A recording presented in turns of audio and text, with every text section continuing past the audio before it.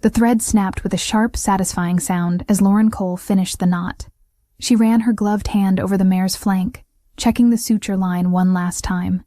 It was clean work, efficient and functional, exactly like everything else in her life. The horse, a skittish quarter horse named Duchess, let out a low huff of breath, the sedative finally wearing off enough for her to register the cold draft seeping through the barn's wooden slats. "Easy, girl," Lauren murmured, her voice steady. She didn't use the cooing, high-pitched tone most people used with animals. Animals respected calm, not performance. She stripped off her latex gloves, tossing them into the biohazard bin near the stall door, and picked up her heavy canvas coat from the hook. It was nearly 2 a.m. The isolation of the property, located miles outside the main grid of Chicago's suburbs, usually offered a heavy, comforting silence. Tonight, however, the atmosphere was different. The wind was howling against the corrugated metal roof of the barn, rattling the old beams. Lauren wasn't afraid of storms. She had weathered worse things than thunder and lightning in her 26 years.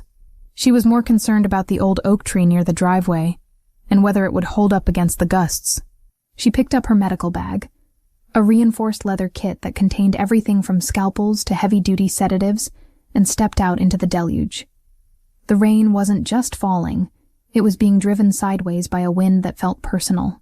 She lowered her head, shielding her eyes, and began the trek across the muddy yard toward the farmhouse. The house was an old Victorian structure she had bought cheap and fixed up herself, room by room. It stood alone in the dark, a single yellow light burning on the porch. Lauren was halfway to the porch steps when a sound tore through the rhythmic pounding of the wind. It wasn't thunder. It was the high-pitched, mechanical scream of rubber shredding against wet asphalt, followed immediately by the dry, popping cracks of gunfire. She froze, her hand gripping the handle of her medical bag tighter. The sounds were coming from the county road that bordered her property, a road that saw maybe 3 cars a day. The screeching grew louder, closer, accompanied by the metallic crunch of a vehicle losing control. Headlights swept across the wet grass, blindingly bright and erratic. Lauren didn't scream. She didn't have time. She threw herself to the side, landing hard in the mud just as a massive black shape plowed through her white picket fence. The vehicle didn't stop there. With a sickening, earth-shaking boom, the car flew across the yard and slammed directly into the side of her house.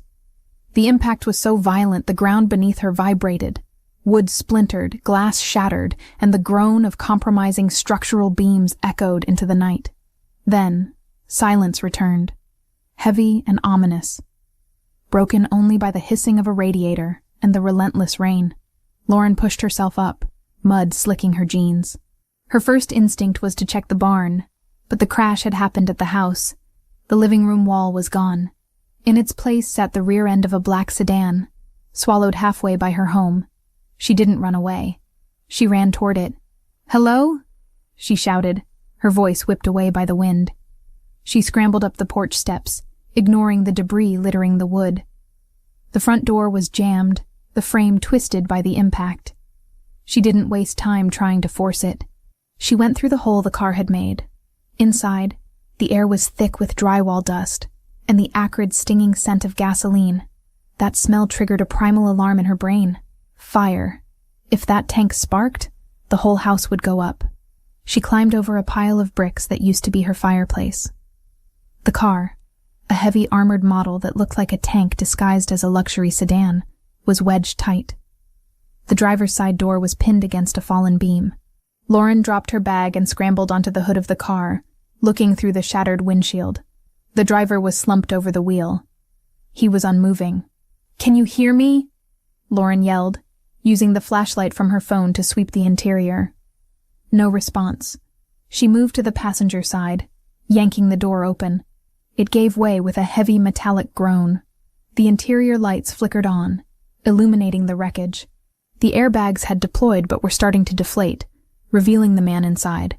He was big. That was her first thought. Even slumped over, his shoulders were broad, filling the seat.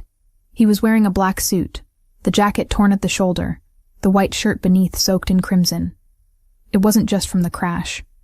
She saw the hole in the upholstery of the seat, then the dark spreading stain on his abdomen. He had been shot. Lauren's mind shifted gears instantly. The veterinarian vanished. The emergency responder took over. Anatomy was anatomy, and bleeding was bleeding. She reached across the console, her fingers searching for a pulse at his neck. His skin was hot, damp with sweat, but the pulse was there. Thready. Fast. But there. "We need to get you out," she muttered to herself. The smell of gasoline was getting stronger. A hiss from the engine block warned her that time was running out. She unbuckled his seatbelt. He slumped further, a dead weight. Lauren gritted her teeth. She braced her legs against the doorframe, grabbed him by the lapels of his jacket, and pulled. He didn't budge. He was solid muscle and dead weight. "Come on," she hissed, adrenaline flooding her system. She adjusted her grip, wrapping her arms under his armpits. "Work with me." With a heave that strained every muscle in her back, she managed to drag him across the center console. His head lolled back, revealing a sharp jawline and blood trickling from a cut on his temple. She didn't stop to admire his bone structure. She pulled him out of the passenger door, his legs dragging over the gear shift, and let him drop onto the floor of her ruined living room. It wasn't far enough. The fumes were dizzying.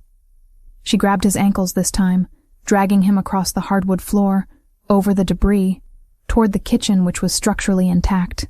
It was grueling work. Her boots slipped on the dust-covered floor, but she didn't stop until they were past the threshold of the kitchen. Just as she dropped his legs, a loud whoosh sounded behind them. She looked back to see flames licking up the side of the car, catching on the curtains she had sewn herself. The fire was small for now, but it would grow. She turned her attention back to the man. He was lying on his back, breathing in shallow, ragged gasps. Lauren knelt beside him, ripping her own coat off to clear her arms. She grabbed her medical bag, which she had instinctively dragged along with her, and snapped it open. She needed to assess the damage. She pulled a pair of trauma shears from the kit and cut through his expensive shirt, ripping the fabric open from the navel up to the sternum. The wound was ugly, a bullet entry wound on the lower left abdomen. No exit wound that she could see without rolling him over, which meant the bullet was still inside, likely nicking something vital. The blood was dark and flowing steadily, pooling on her clean kitchen tiles. "Okay," she breathed, her hands moving with practiced speed. "Pressure first." She grabbed a thick pad of sterile gauze from her bag and pressed it directly into the wound. The man groaned, a low guttural sound of pain, but his eyes remained closed. Lauren put her entire body weight behind the pressure, leaning over him, her hair falling out of its messy bun to curtain her face. "Stay with me," she ordered, though she knew he couldn't hear her. She reached for a hemostat with her free hand, preparing to clamp any visible bleeders if she had to. This wasn't a sterile operating room, and he wasn't a horse, but the principles of stopping a leak were universal. She checked his face again. He was pale, the kind of gray-white that signaled shock. His features were striking, even in this state. Sharp nose, high cheekbones, dark eyebrows drawn together in unconscious pain. He didn't look like the farmers or local mechanics she dealt with. He looked like the kind of trouble that came with a warning label. Thunder cracked directly overhead, shaking the house again. Or maybe it was the car settling into the foundation. The lights in the kitchen flickered and died, plunging them into semi-darkness, illuminated only by the fire starting to grow in the living room and the flashlight beam from her phone on the counter. Lauren didn't flinch. She kept her hands buried in the wound, feeling the warmth of his blood seeping through the gauze, coating her fingers. She checked her watch. Minutes matter, if the ambulance didn't come soon, but she hadn't called an ambulance. She realized with a jolt that in the chaos, she hadn't touched her phone except to use the light. She shifted her weight, reaching for the phone with one bloody hand while keeping pressure with the other. Suddenly, a hand clamped around her wrist. The grip was iron hard, shocking in its intensity. Lauren gasped, dropping the phone. It clattered to the tile, the light spinning wildly before settling on the man's face. His eyes were open. They were dark, almost black in the shadows, burning with a terrifying lucidity. There was no confusion in them, no haze of concussion. He looked at her with the focus of a predator that had just woken up in a trap. Lauren froze. She was used to animals waking up from sedation. They were often confused, scared, thrashing. This man wasn't thrashing. He was completely still, except for the crushing grip on her wrist. "You're hurt," she said, her voice shaking slightly for the first time. "I'm a doctor. Sort of. I'm trying to stop the bleeding." He didn't let go.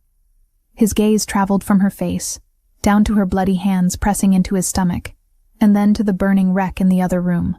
He assessed the situation in a heartbeat. He tried to sit up, but the pain slammed him back down. A hiss of breath escaped his teeth. His hand tightened on her wrist to the point of pain, anchoring him to consciousness. "Don't," she commanded, reverting to her professional tone. "You have a bullet in your gut. If you move, you'll tear the clot I'm trying to form." He looked back at her. His eyes locked onto hers, analyzing, calculating. He saw the blood on her clothes, the determination in her jaw, the blue of her eyes wide with shock but void of panic. "Phone," he rasped. His voice was like gravel, deep and ruined. "I was just about to call 911, Lauren said, trying to pull her wrist free to reach the device. "No," he growled. The word was a command, not a request. He pulled her down closer to him, ignoring the fresh wave of blood that seeped from his wound at the exertion. His face was inches from hers now. She could smell the metallic tang of blood, the smoke, and beneath it all, an expensive, woodsy cologne. "You can't call them," he whispered, his breath hitting her cheek. "You're dying," she argued, trying to keep the pressure on his wound despite his interference. "You need a hospital, no police," he said, his eyes narrowing. It wasn't an accident. Lauren paused. The gunshots, the way he was dressed, the armor on the car. The pieces clicked into place rapidly, forming a picture she didn't want to see. "Who are you?" she whispered. He didn't answer the question. Instead, he looked past her, toward the shattered wall where the wind and rain were blowing in, feeding the fire. He seemed to be listening for something over the storm. "They're coming," he said, his voice straining. "To finish it." Lauren's heart hammered against her ribs. "Who?" He looked back at her, and the intensity of his gaze pinned her to the spot. "The men who did this." He coughed, a wet, hacking sound that brought a fleck of blood to his lips. His grip on her wrist didn't loosen. If anything, it got tighter, possessive and desperate. "Listen to me," he said, forcing the words out through the pain. "You dragged me out. You touched me. I saved your life," she snapped, fear making her defensive. "You involved yourself," he corrected darkly. His thumb pressed into the pulse point of her wrist, feeling the rapid beat of her heart. "Use your head. If they find me here. If they find you here." He trailed off as the sound of another engine cut through the storm outside. It was distant, but getting closer.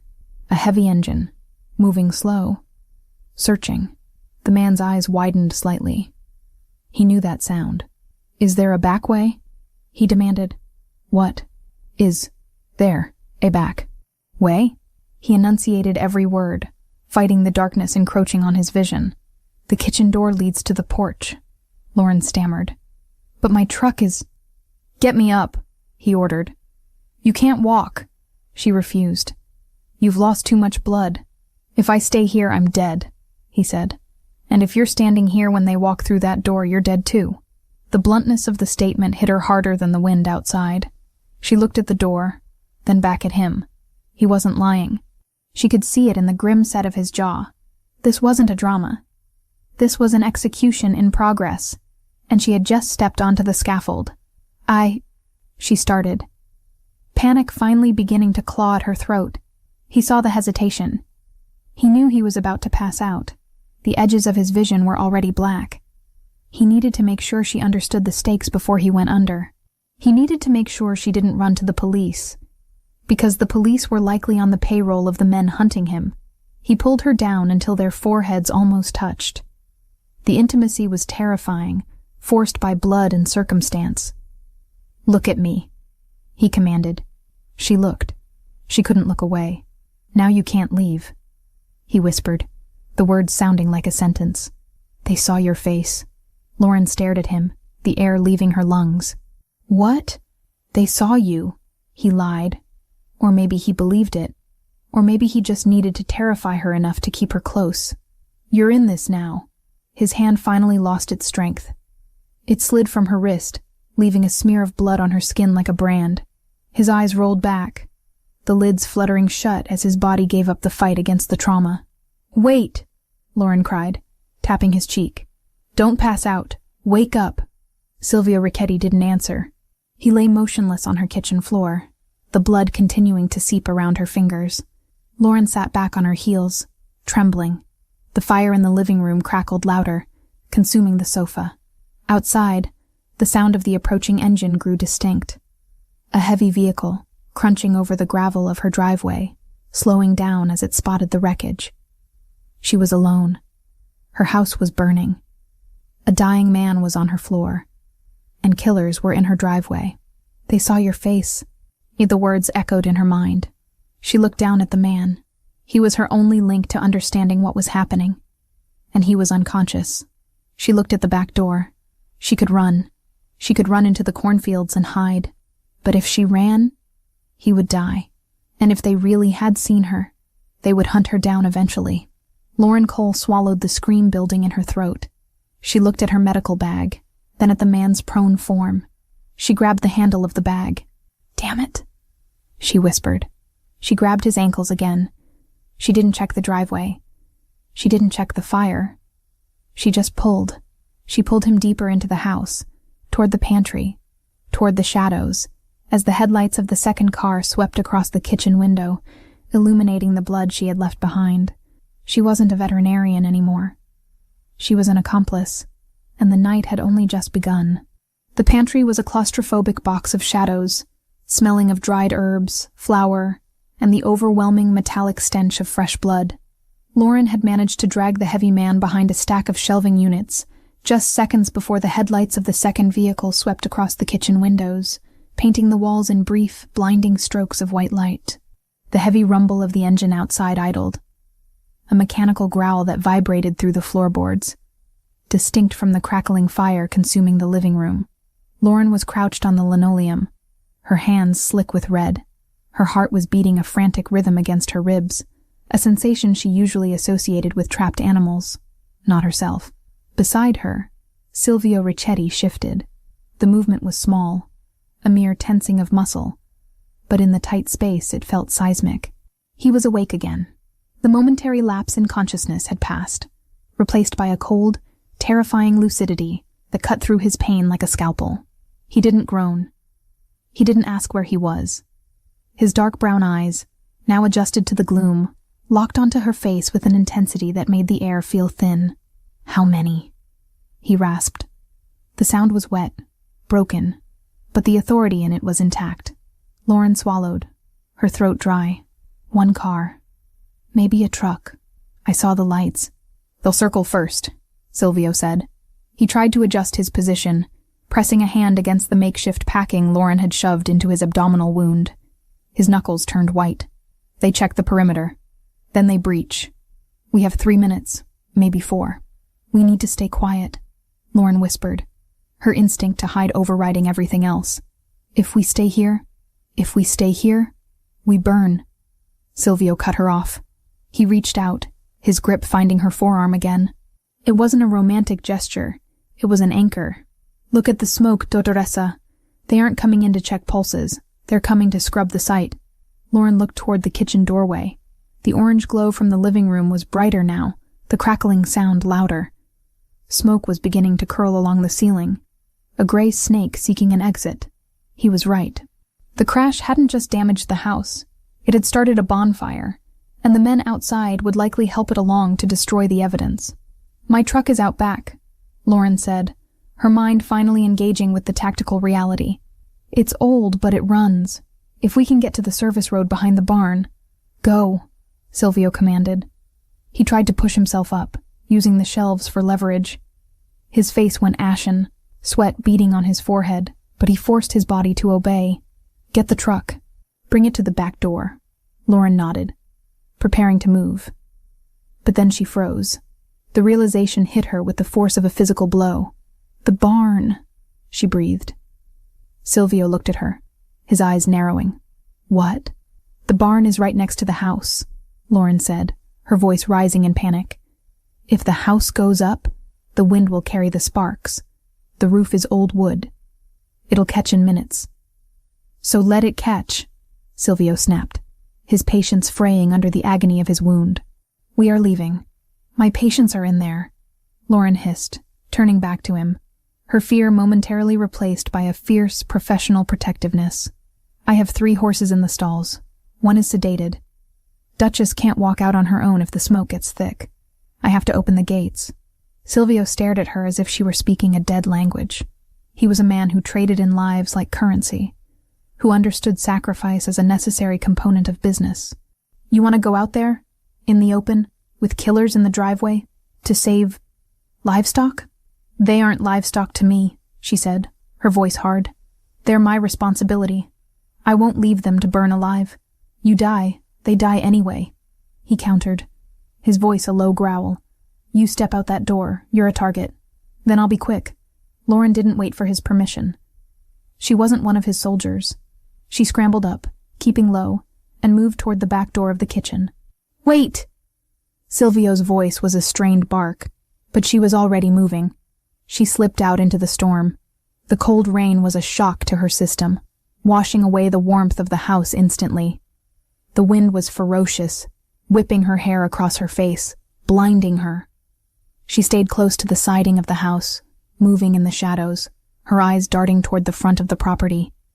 She could see the silhouette of the second vehicle, a large SUV, idling near the wreckage of Silvio's car.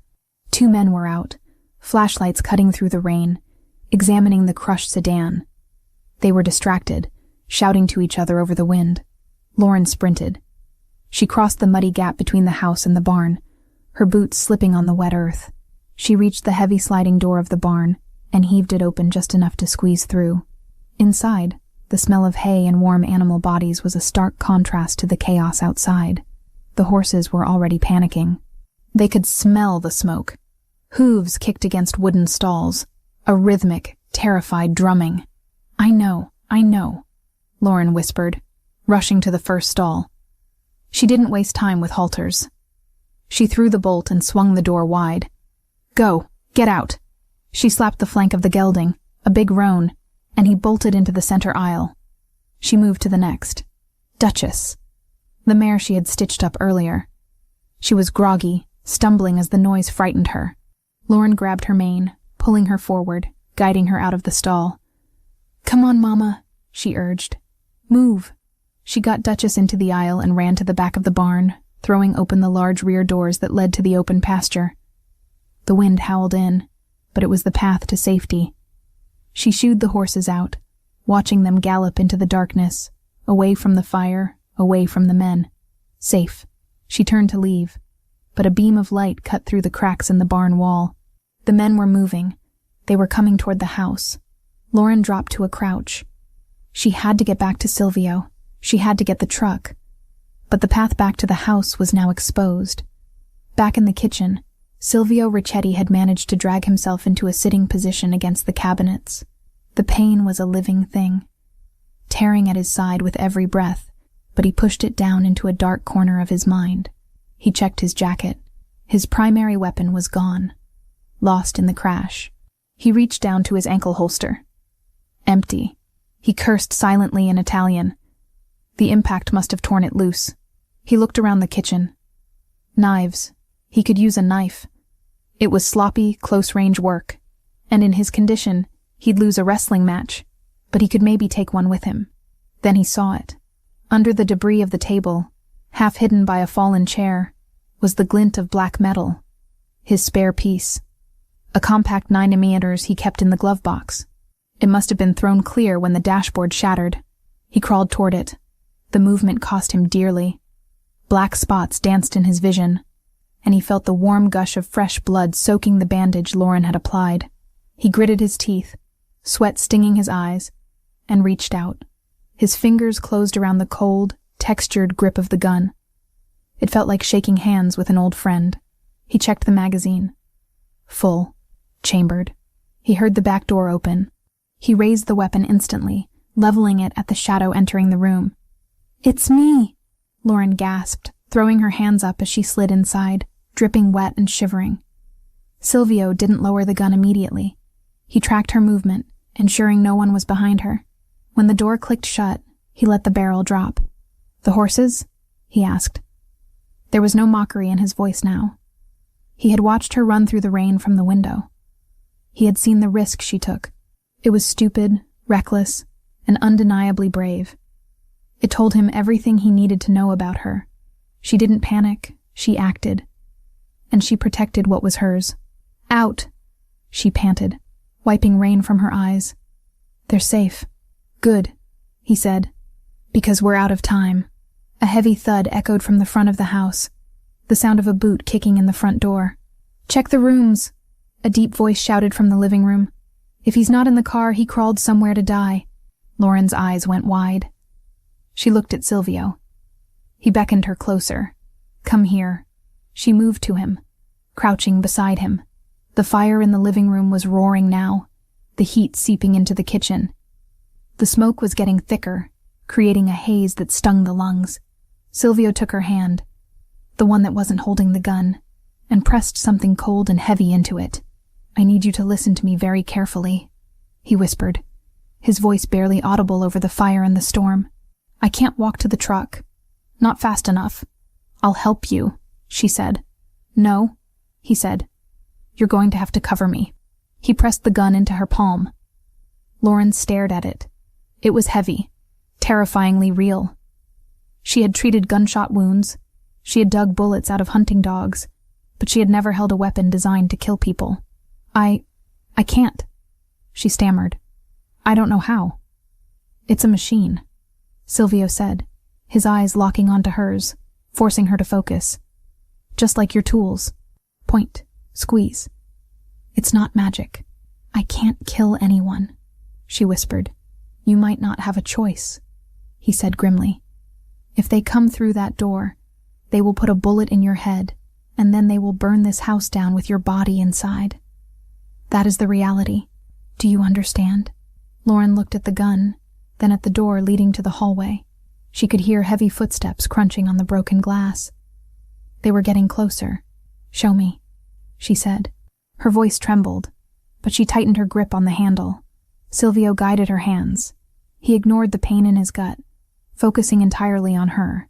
His large, rough hands covered hers, adjusting her grip. "Thumbs forward," he instructed, his voice low and steady in her ear.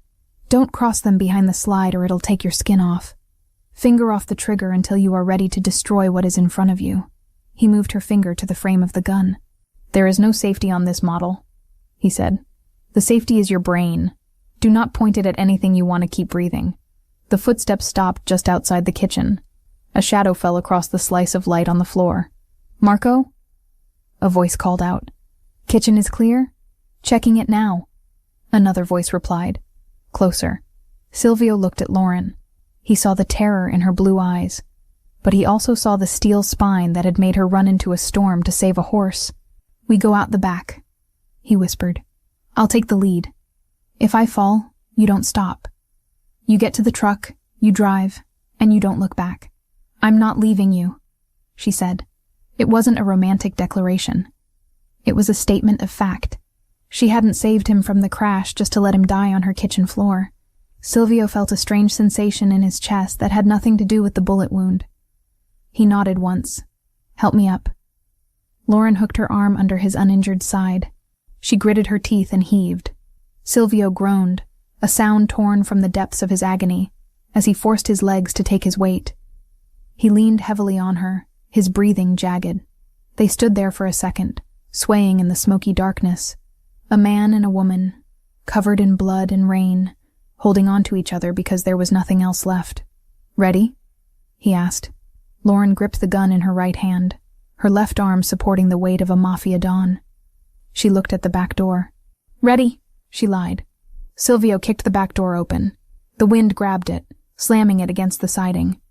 The noise alerted the men inside. "Kitchen! They're in the kitchen! Go!" Silvio roared, pushing himself off her to stumble into the rain. Lauren followed, turning back for just a split second. She saw a figure burst through the smoke into the kitchen. a silhouette raising a rifle. She didn't think. She didn't weigh the moral implications. She raised the gun the way Silvio had shown her, both hands shaking, and pulled the trigger. The recoil shocked her, traveling up her arms like an electric jolt. The gun barked, a flash of fire in the dark. The shot went wide, shattering a cabinet, but it forced the gunman to duck for cover. "Don't stop!" Silvio yelled from the yard. Lauren turned and ran. She caught up to him near the edge of the driveway where her old rusted pickup truck was parked. Silvio was leaning against the passenger door, his face white as a sheet, clutching his side where fresh blood was soaking through his suit. "Keys," he demanded. She fumbled in her pocket, pulling out the ring. She unlocked the door, shoving him inside. He fell into the seat more than he sat. Lauren ran to the driver's side. She jumped in, jamming the key into the ignition. The engine turned over with a reluctant whine, sputtering before roaring to life. A bullet shattered the rear window, spraying them with safety glass. Lauren screamed, ducking her head. "Drive!" Silvio shouted, slumping low in the seat. She slammed her foot on the gas. The truck spun its tires in the mud, fishtailing wildly before finding traction. They shot forward, not toward the road where the enemy SUV was blocking the exit, but toward the fields. She smashed through the wooden fence she had built herself last summer. The truck bounced violently over the uneven ground of the pasture.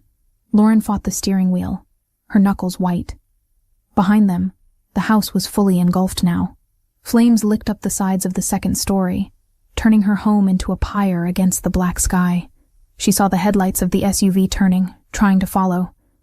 But the heavy armored vehicle bogged down in the deep mud of the yard. They kept driving. Through the tall grass, through the storm, into the dark embrace of the woods that bordered her land. Lauren didn't look at Silvio. She kept her eyes on the tree line, tears finally mixing with the rain on her face. She drove until the glow of the fire was just a faint orange smudge in the rearview mirror.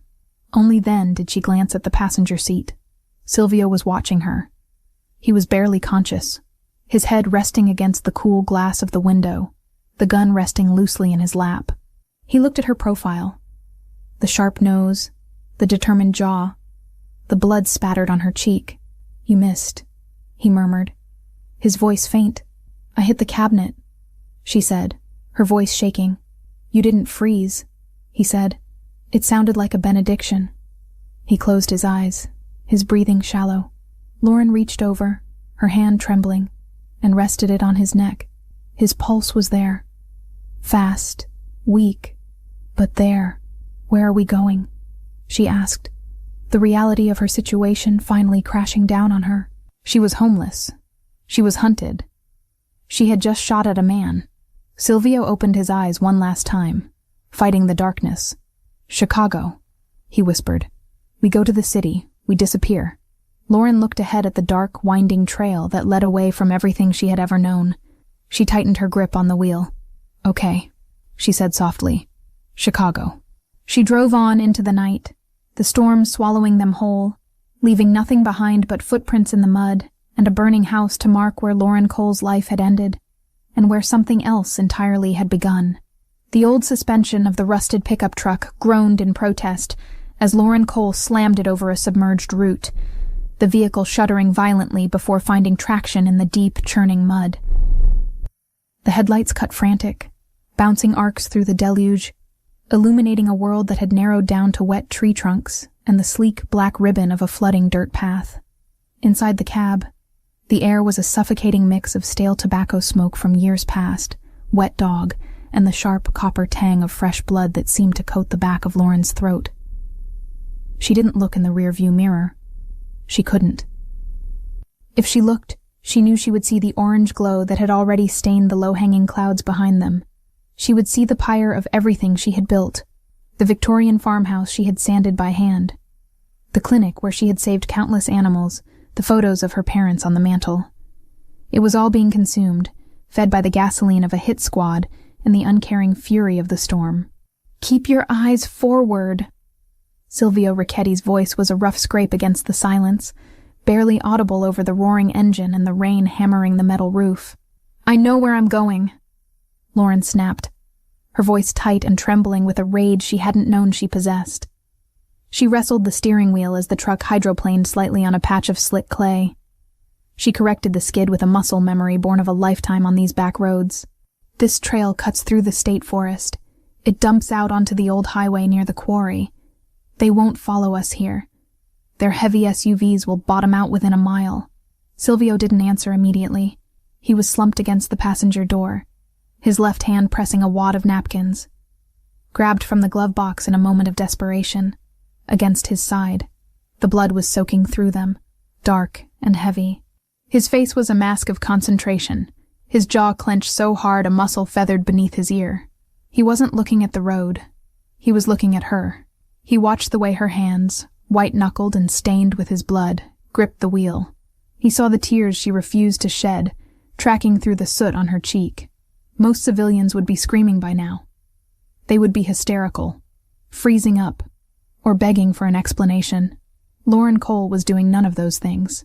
She was driving like a getaway pilot, calculating angles and traction, her mind evidently compartmentalizing the trauma in real time. "You're bleeding through," she said, glancing at him for a fraction of a second before returning her gaze to the treacherous path. "We need to stop and repack that wound." "No stopping." Silvio gritted out, closing his eyes as the truck hit another pothole that sent a jolt of agony up his spine. "Distance is the only medicine right now." "How far to the highway?" 10 miles of this, then pavement," she replied. "But we can't just drive this truck into the city. It's registered to me. If they know who I am..." "They know," Silvio confirmed, the coldness of his tone chilling her more than the draft coming through the window seals. "They ran the plates on your car before they even breached the house.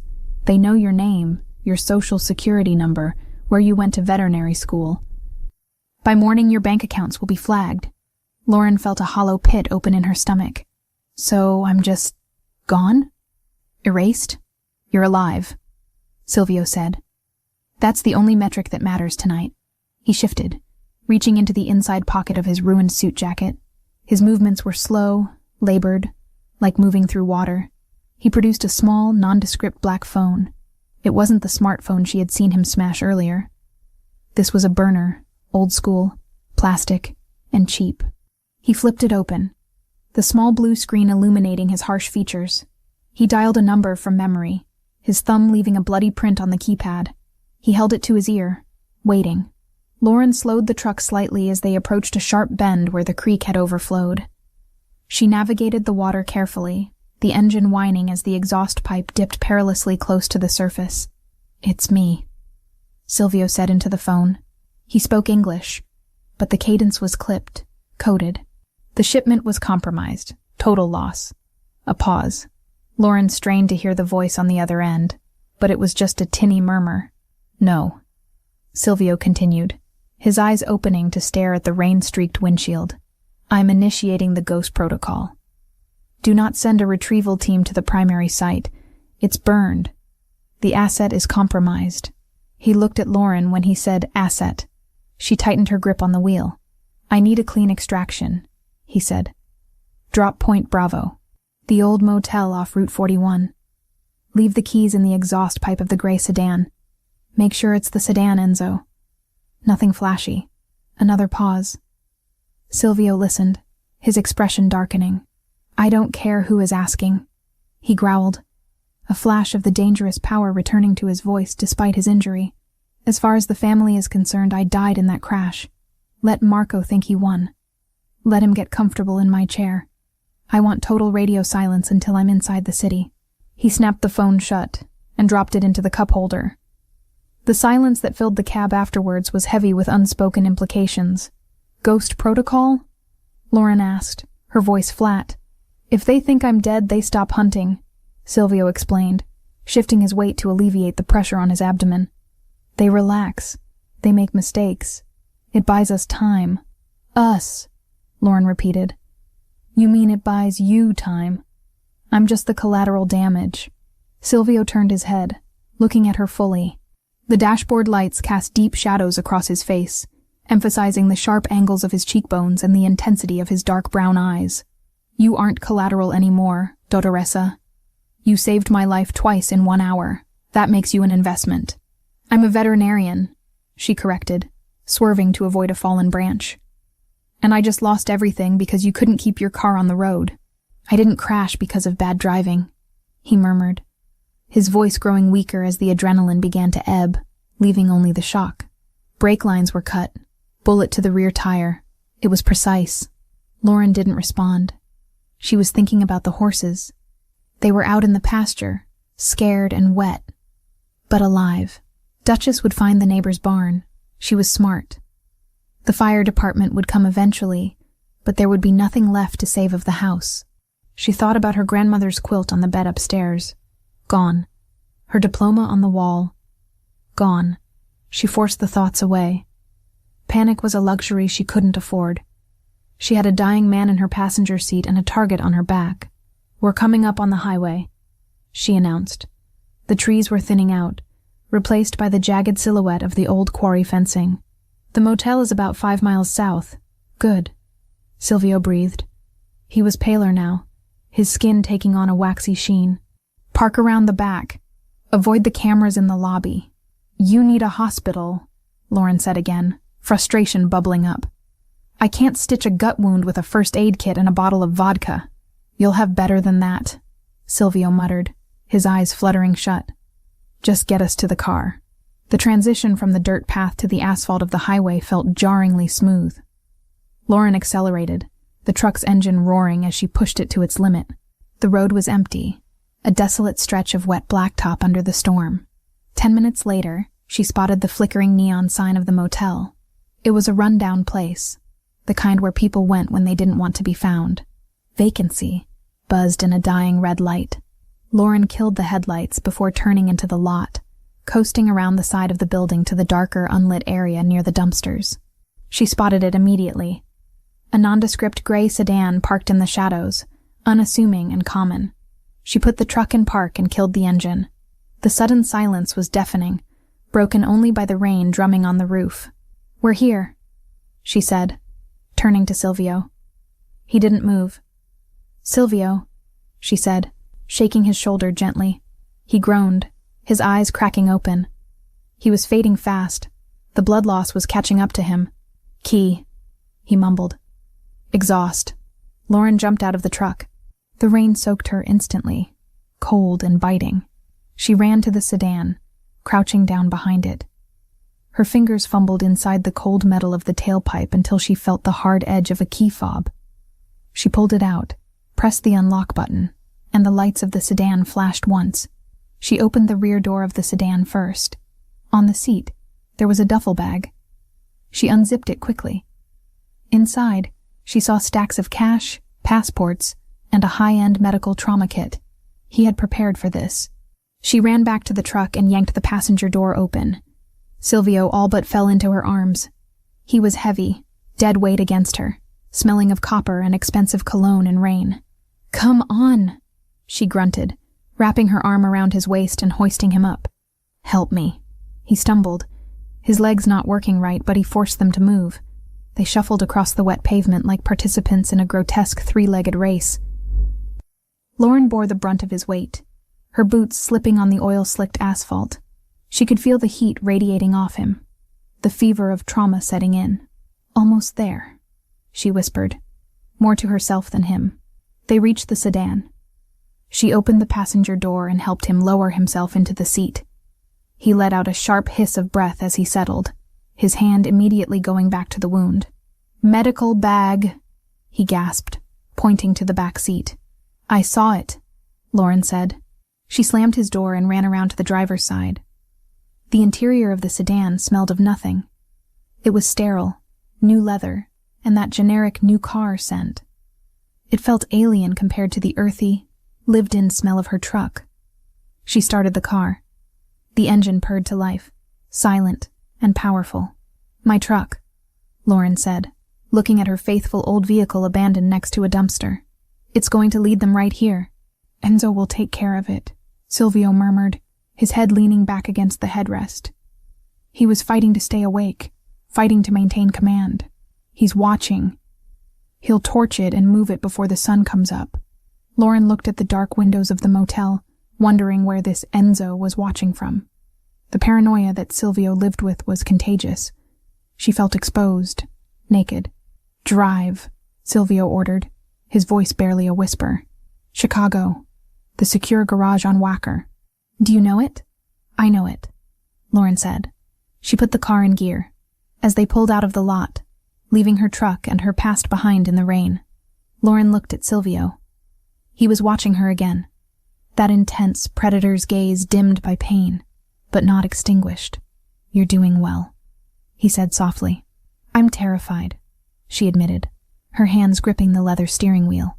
"Good," Silvio replied. "Fear keeps you sharp. Comfort gets you killed."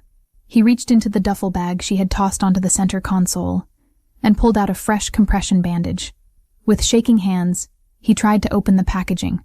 "Let me," Lauren said, reaching over without taking her eyes off the road completely.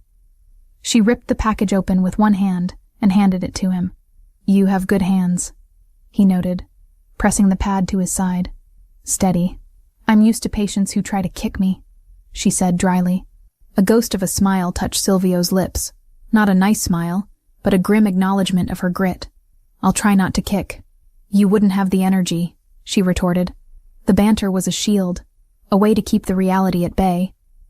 The reality that she was driving a mafia boss into the heart of a city he claimed to rule, while her life burned to ash in the rearview mirror. "Why me?" she asked, the question slipping out before she could stop it. "Why did you crash at my house?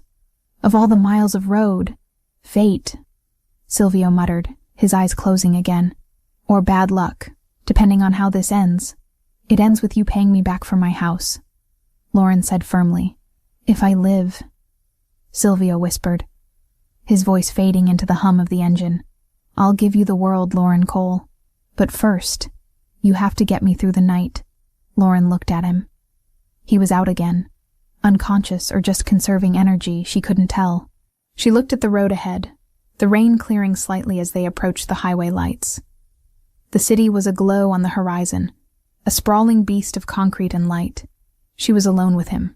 There were no police coming, no fire trucks, no cavalry, just her, a stolen life, and the most dangerous man in Illinois bleeding out on her leather seats. Lauren Cole squared her shoulders. She drove. The veterinarian was gone. The survivor was behind the wheel. And she wasn't going to let him die. Not tonight. 3 weeks had passed since the night the sky had opened up and swallowed Lauren Cole's life whole. 3 weeks of silence. 3 weeks of existing in a vacuum where time was measured not by the sun or the needs of her animals, but by the healing rate of a bullet wound and the encrypted hum of server fans. The safe house was a fortress of glass and steel, perched atop one of Chicago's nondescript residential towers on Wacker Drive. It was nothing like the farmhouse. There was no smell of damp earth, no creaking wood, no comforting warmth of a living thing breathing in the next room. This place smelled of ozone, filtered air, and the harsh antiseptic cleanser Lauren used to scrub the granite countertops. It was luxurious, certainly. The furniture was Italian leather. The appliances were top-of-the-line German engineering, and the view of the river was worth millions, but it felt less like a home, and more like a high-end cage. Lauren stood by the floor-to-ceiling window, looking down at the city lights blurring through the evening fog. She held a mug of coffee that had gone cold an hour ago. She wasn't drinking it. She was just holding it for the warmth against her palms. Her reflection in the glass looked different than the woman who had run out into a storm to save a horse. That woman had been frantic, reactive. This woman was still, watchful, wearing gray cashmere lounge pants and a fitted black tank top that Silvio had ordered for her, along with a wardrobe of essentials. She looked like a ghost haunting a skyscraper. "You're pacing again, even when you're standing still," a voice rumbled from the kitchen island behind her. Lauren turned slowly. Silvio Ricchetti was sitting on a bar stool, the glow of 3 different laptops illuminating his face in harsh blue light. He looked better. The waxen, deathly pallor of that first night was gone, replaced by a tired but healthy olive tone. He was shirtless, a testament to the heat he claimed the central air couldn't regulate, though Lauren suspected it was just easier to change his bandages without fabric in the way. The dressing on his left side was clean, a stark white square against his tan skin. The bruising that had covered his ribs like a map of violence had faded to a sickly yellow-green, almost gone. He was healing with a terrifying speed, his body knitting itself back together through sheer force of will. "I'm not pacing," Lauren said, walking over to the sink to dump her cold coffee. "I'm thinking." "Dangerous habit," Silvio murmured, his eyes not leaving the center screen where lines of code and bank transfers scrolled continuously. "Thinking leads to worrying. Worrying changes nothing." "Easy for you to say," Lauren countered, leaning her hip against the counter. "You have an empire to rebuild from the grave. I just have a burnt foundation and a fake name." Silvio stopped typing. His hands, large and scarred, hovered over the keyboard. He looked up at her, and the intensity in those dark brown eyes hadn't diminished in 3 weeks. If anything, it had distilled into something sharper. Living in close quarters with him was like living with a tiger that was temporarily confined to a small room. He was calm, but the potential for violence was always humming beneath the surface. "You have safety," he said, his voice low, "and you have me." "I have you," Lauren repeated, a dry laugh escaping her throat. "And you have a ghost network. We're a regular pair of phantoms." She walked around the island, her veterinarian instincts taking over as she approached him. "It's time to check the incision. Rotate." Silvio didn't argue. In the beginning, he had fought her on every medical intervention, hating the weakness, hating the dependency. Now, it was part of their routine. He swiveled the chair, lifting his left arm so she could access his side. Lauren peeled back the medical tape with practiced gentleness. The wound was closing beautifully. The angry red edges had settled into a pink scar line, jagged but sealed. There was no sign of infection. She pressed her fingers lightly around the area, checking for heat or swelling.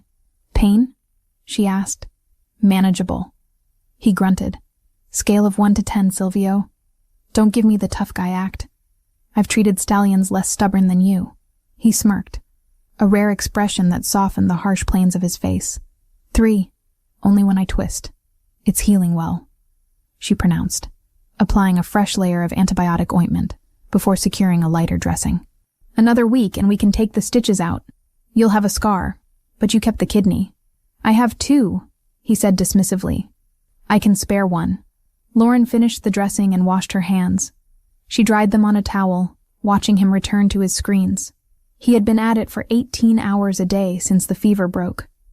He was hunting for the money trail, hunting for the leak, hunting for the person who had sold him out to the Albanians. "You're stuck," she observed. Silvio stiffened. He slammed the laptop lid down a fraction of an inch, a gesture of frustration he rarely allowed himself. "I am not stuck.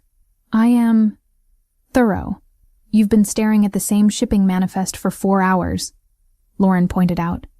"I've watched you scroll up and down the same column of numbers since dinner."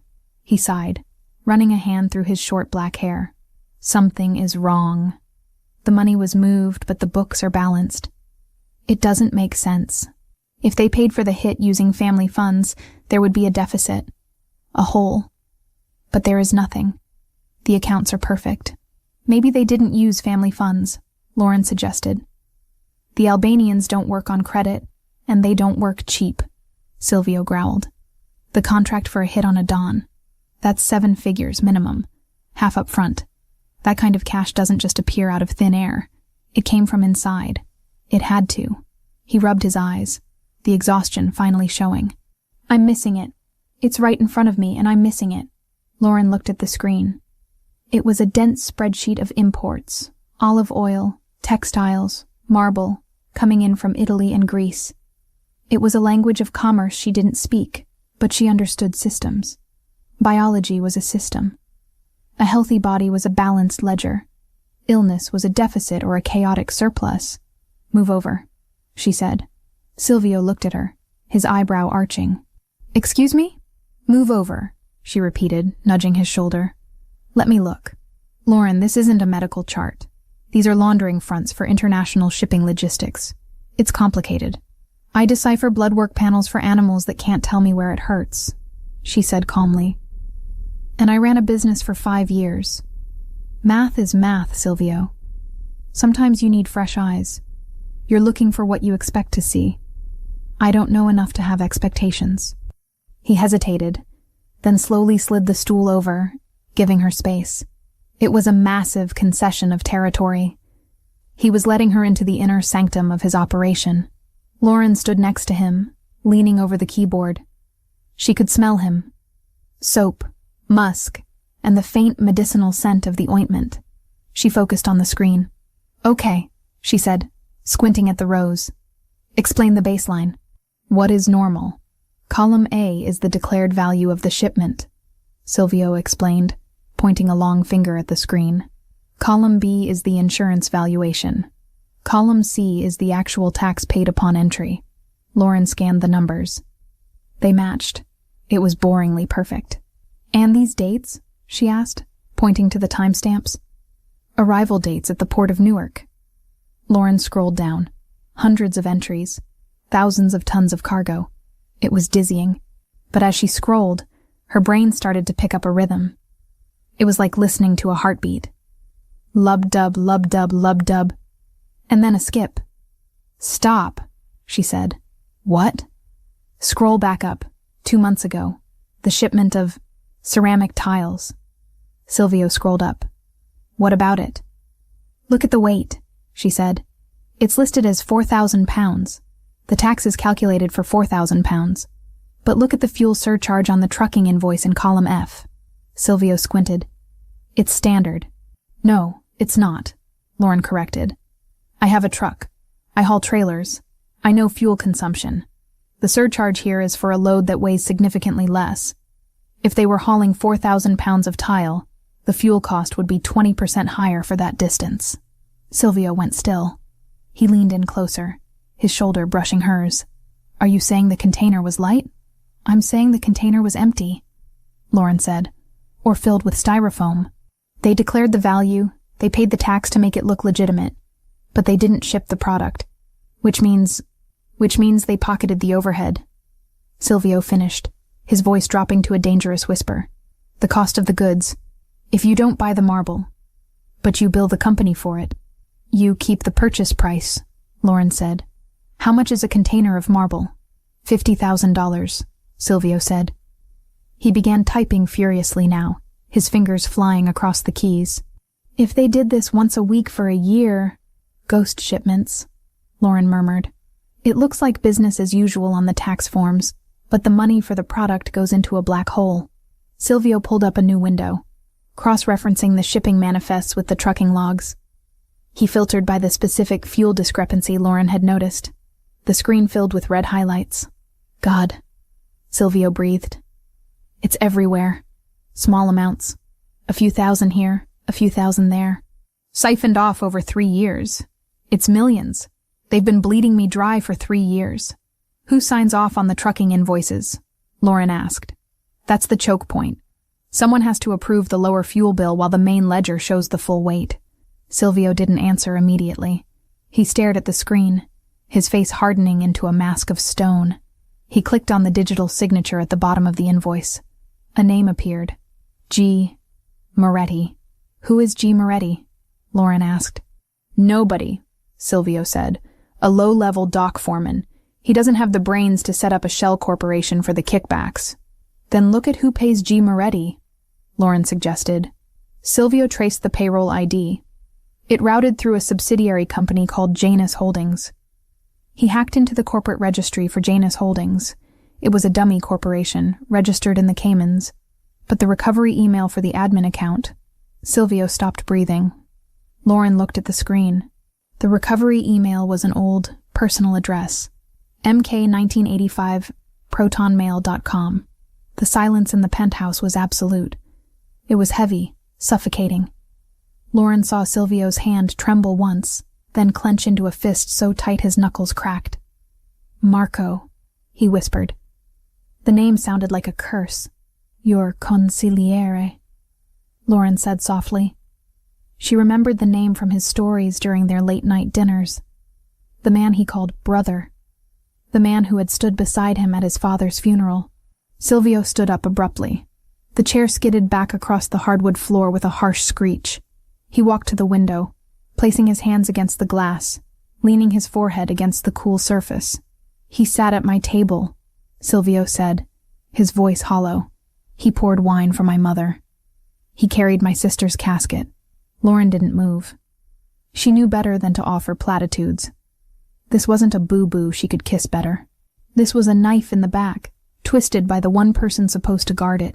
He's stealing from the family to pay for the bullets to kill me, Silvio said, turning around. His eyes were dry, but they were burning with a cold, terrifying fire. He didn't just want me dead, Lauren. He wanted the throne. He's been building a war chest for years. He thinks you're dead, Lauren reminded him. He thinks he's won. He has, Silvio said. He's dissolving the loyalist factions right now. I saw the memos. He's restructuring. He's clearing house. He looked at Lauren. I have to kill him. It wasn't a question. It wasn't a debate. It was a statement of physics. Gravity makes things fall. Betrayal makes men die. I know, Lauren said. She didn't flinch. 3 weeks ago, the thought of murder would have sickened her. Now, after living in the shadow of this man, after seeing the scars on his body and the burden he carried, she understood the brutal logic of his world. If Marco lived, Silvio died. And if Silvio died, she was dead too. Silvio looked at her, really looked at her. He saw the acceptance in her eyes. She wasn't judging him. She wasn't terrified of the monster he was about to become. She had helped him find the monster. He walked back to the island, closing the distance between them. He stopped inches from her. The heat of his body was palpable. You found what I couldn't, he said softly. You saw the pattern. I look for the things that don't fit, she said. He reached out, his hand cupping her cheek. His thumb brushed over her cheekbone, rough skin against soft. It was the most intimate contact they had shared since the crash, charged with electricity. I told you to leave, he whispered. That night at the motel, I told you to run. I don't run, Lauren said, leaning slightly into his touch, her heart hammering against her ribs. No, Silvio murmured, his thumb tracing the line of her jaw. You don't. You stay. You fight. He dropped his hand, stepping back as if the contact burned him. He couldn't afford to be soft now. He needed to be sharp. He needed to be the weapon she had saved. Marco is hosting the Unity Gala on Saturday, Silvio said, his voice shifting back to business, though his eyes lingered on her lips for a fraction of a second too long. It's a charity ball. All the families will be there. The Russians, the Irish, the cartel representatives. He's going to use it to announce his succession. He's going to announce he's the new Dawn, Lauren clarified. Yes, in front of everyone. It's the perfect stage. Silvio walked back to the laptops. He began typing again, but the rhythm was different now. It was faster, aggressive. He wasn't searching anymore. He was executing. If he wants a stage, Silvio said, a dark, predatory smile curving his lips, we will give him a show. He looked up at Lauren. Can you wear a wire? Lauren straightened her spine. The vet in her was gone. The victim was gone. I can do better than that, she said. I can get close to him. He doesn't know my face. You said it yourself, I'm a ghost. It's dangerous, Silvio warned. If he suspects, he won't, Lauren said. Because he's looking for a Mafia soldier. He's not looking for a woman in a ball gown. Silvio stared at her for a long moment. He saw the steel in her. He realized then that he hadn't just saved her from the fire. She was the fire. Saturday, Silvio said. We take it all back. Saturday, Lauren agreed. She reached for his empty coffee mug. I'll make a fresh pot. It's going to be a long night. As she walked to the espresso machine, Silvio watched her. He had lost a brother today. But as he watched Lauren move through his kitchen with the confidence of a queen in exile, he knew he had gained something far more dangerous. He turned back to the screen, the reflection of the city lights dancing in his eyes, and began to write the script for his resurrection. Saturday morning in the penthouse on Wacker Drive did not bring sunlight or relaxation. It brought the heavy, suffocating tension of a battlefield in the moments before the first cannon fire. The floor-to-ceiling windows were obscured by heavy blackout curtains, turning the sprawling living space into a dimly lit command center. Maps of the Drake Hotel, blueprints of the ballroom, and lists of security rotations plastered the glass walls of Silvio's office, taped up with reckless precision. Silvio stood before the display, a stark contrast to the wounded man Lauren had dragged from the wreck 3 weeks ago. He was dressed in dark trousers and a fitted charcoal sweater that emphasized the breadth of his shoulders. He moved with a predator's grace, the stiffness in his left side barely noticeable now, betrayed only by the way he occasionally shifted his weight to his right leg when standing still for too long. Lauren watched him from the doorway. She held a tablet in her hand, reviewing the guest list for the Unity Gala for the 100th time. "Marco has doubled the security at the service entrances," Silvio said, his voice rough with lack of sleep. He traced a line on the blueprint with a marker. "He's expecting a hit squad. He's expecting me to send a team of shooters through the kitchen or the loading dock. He's pulled men from the perimeter to fortify the back of the house, which leaves the front door exposed," Lauren noted, stepping into the room. "The front door is a choke point," Silvio countered without turning. "Metal detectors, facial recognition, and a phalanx of his personal guard. You can't walk a gun through the front door." "We aren't walking guns in," Lauren reminded him. "We're walking us in. The weapons are already inside, thanks to Enzo." Silvio finally turned to look at her. His expression was grim. "The plan has too many variables, Lauren. Enzo planted the pieces in the ventilation ducts 2 days ago, yes. But retrieving them requires time we might not have, and it requires you to be on the floor. We've been over this," she said, her voice steady. "I'm the only one who can do it." "I have men," Silvio growled, stepping closer, the air between them charged with the familiar friction of their arguments. "I have loyalists who would die to take this shot." "Marco knows you're loyalists," Lauren argued, not backing down. "He knows their faces. He knows their wives' names. He knows how they walk. If any of them step foot in that ballroom, they'll be marked before they reach the bar. But me? Who am I, Silvio? To Marco, I don't exist. I'm a variable he hasn't accounted for." Silvio stopped inches from her. He looked down, his dark brown eyes searching her face for any sign of hesitation. He found none. The veterinarian from the countryside had been forged into something harder in the crucible of this penthouse. She stood with her chin raised, her blue eyes clear and defiant. "You are not a soldier," he said softly, the words sounding more like a plea than an accusation. "If things go wrong, if the shooting starts before we are ready, you don't have the training to clear the room. Then don't let things go wrong," she challenged. "You're the strategist. I'm just the distraction." Silvio clenched his jaw, the muscles feathering. He hated this. He hated that she was right. Strategically, she was the perfect asset. Invisible, unsuspected, intelligent. Emotionally, the idea of placing her within arm's reach of Marco, the man who had killed his brother in spirit and tried to kill him in flesh, made his blood run cold. But they were out of options. The gala was tonight. If they missed this window, Marco would solidify his power, and Silvio would be hunted until his luck ran out. "Fine," he breathed, the word heavy with resignation. "But you follow my lead. If I say we leave, we leave. If I tell you to drop to the floor, you drop. You do not hesitate. You do not try to be a hero." "I'm not trying to be a hero," Lauren said quietly. "I'm trying to get my life back." The doorbell rang, a soft, melodic chime that seemed out of place in the war room. "That will be the team," Silvio said, checking his watch. "I had Enzo send a styling crew. If we are walking through the front door, we need to look like we own the building." Lauren felt a flutter of nervousness in her stomach. "A styling crew? For a tactical insertion?" "Camouflage, Lauren," Silvio corrected. "In the jungle, you wear green. In high society, you wear silk and diamonds. If you look like a threat, they stop you. If you look like a trophy, they open the door for you."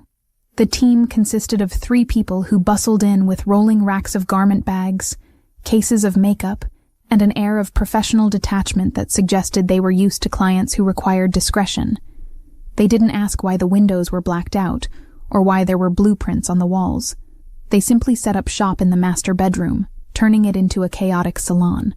Silvio retreated to the guest room to prepare, leaving Lauren to the mercy of the stylists. "Mr. Ricchetti gave us specific instructions," the lead stylist, a severe woman with silver hair named Elena, said as she unzipped a garment bag. Elegant, commanding, but distracting. He wants eyes on you, not on him. I get it, Lauren muttered, sitting in the chair as another assistant began prepping her hair. I'm the shiny object. You are the armor, Elena corrected gently. She spun the rack around. He rejected the pastels. He said you aren't a debutante. He rejected the black. He said you aren't mourning anyone yet. She pulled a dress from the center of the rack. The fabric caught the light, shimmering with a depth that was mesmerizing. He chose this one. It was a deep, rich burgundy. Not bright red, not purple, but the color of expensive wine or oxygenated blood. It was made of heavy silk satin that looked like liquid. Lauren stood up and touched the fabric. It was cool and smooth. It's intense. It's power, Elena said. Try it on. The transformation took 2 hours. Lauren watched in the mirror as the country vet disappeared. Her sun-bleached hair was smoothed into glossy Hollywood waves that cascaded over one shoulder. Her makeup was applied with architectural precision, contouring that sharpened her cheekbones, a smoky eye that made the blue of her irises pop with startling intensity, and a lip color that matched the deep wine of the dress. But it was the dress itself that changed her. When she stepped into it, the silk molded to her body like a second skin. It had a high neck in the front, deceptively modest. But when she turned, the back plunged dangerously low, exposing her spine down to the curve of her waist. It was elegant, fatal, and undeniably bold. It didn't ask for attention. It demanded it. Lauren looked at herself in the full-length mirror. She didn't recognize the woman staring back. This woman looked capable of murder. This woman looked like she belonged at the right hand of a devil. Perfect. Elena whispered, stepping back. Wait here. I'll tell him you're ready. The stylist packed up with efficient speed and left the apartment, leaving a lingering scent of hairspray and expensive powder. The silence returned, but it felt different now. It was the silence of a held breath. Lauren walked out of the bedroom and into the expansive living area. The lights had been dimmed for the evening. Silvio was waiting for her by the window, his back to her. He was wearing a tuxedo. It was cut to perfection, accommodating the holster he undoubtedly wore beneath the jacket. He looked broad, imposing, and devastatingly handsome, in the way a thunderstorm is beautiful, dark, powerful, and dangerous to be near. Silvio, she said softly. He turned. For a moment he didn't breathe. He didn't speak. He just looked at her. His gaze traveled from the hem of the burgundy gown, up the fluid line of her body, lingering on the exposed skin of her arms, and finally resting on her face. It wasn't just desire in his eyes, though there was plenty of that, a raw, burning hunger that made Lauren's knees weak. It was reverence. It was the look of a man seeing a weapon he hadn't realized was loaded. He walked toward her, his movements slow, deliberate. He stopped a foot away, afraid to touch her, afraid to break the image. I thought I knew what you looked like, he murmured, his voice husky. I was wrong. Is it too much? Lauren asked, feeling suddenly exposed despite the high neckline. The color is a warning, Silvio said. It tells them exactly what you are. And what am I? Dangerous, he whispered. He reached into his pocket and pulled out a long velvet box. He didn't hand it to her. He opened it. Inside lay a necklace that made the breath catch in her throat. It was a string of rubies, dark and pigeon blood red, set in heavy platinum with diamonds scattered like stars between them. This belonged to my mother, Silvio said, his voice dropping an octave. She wore it only when my father had to meet with the 5 families. It was her way of showing them that the Ricchettis did not bow. Silvio, I can't, Lauren started, terrified by the weight of the history in his hands. This is priceless. It is protection. He interrupted gently. In our world, jewelry is a language.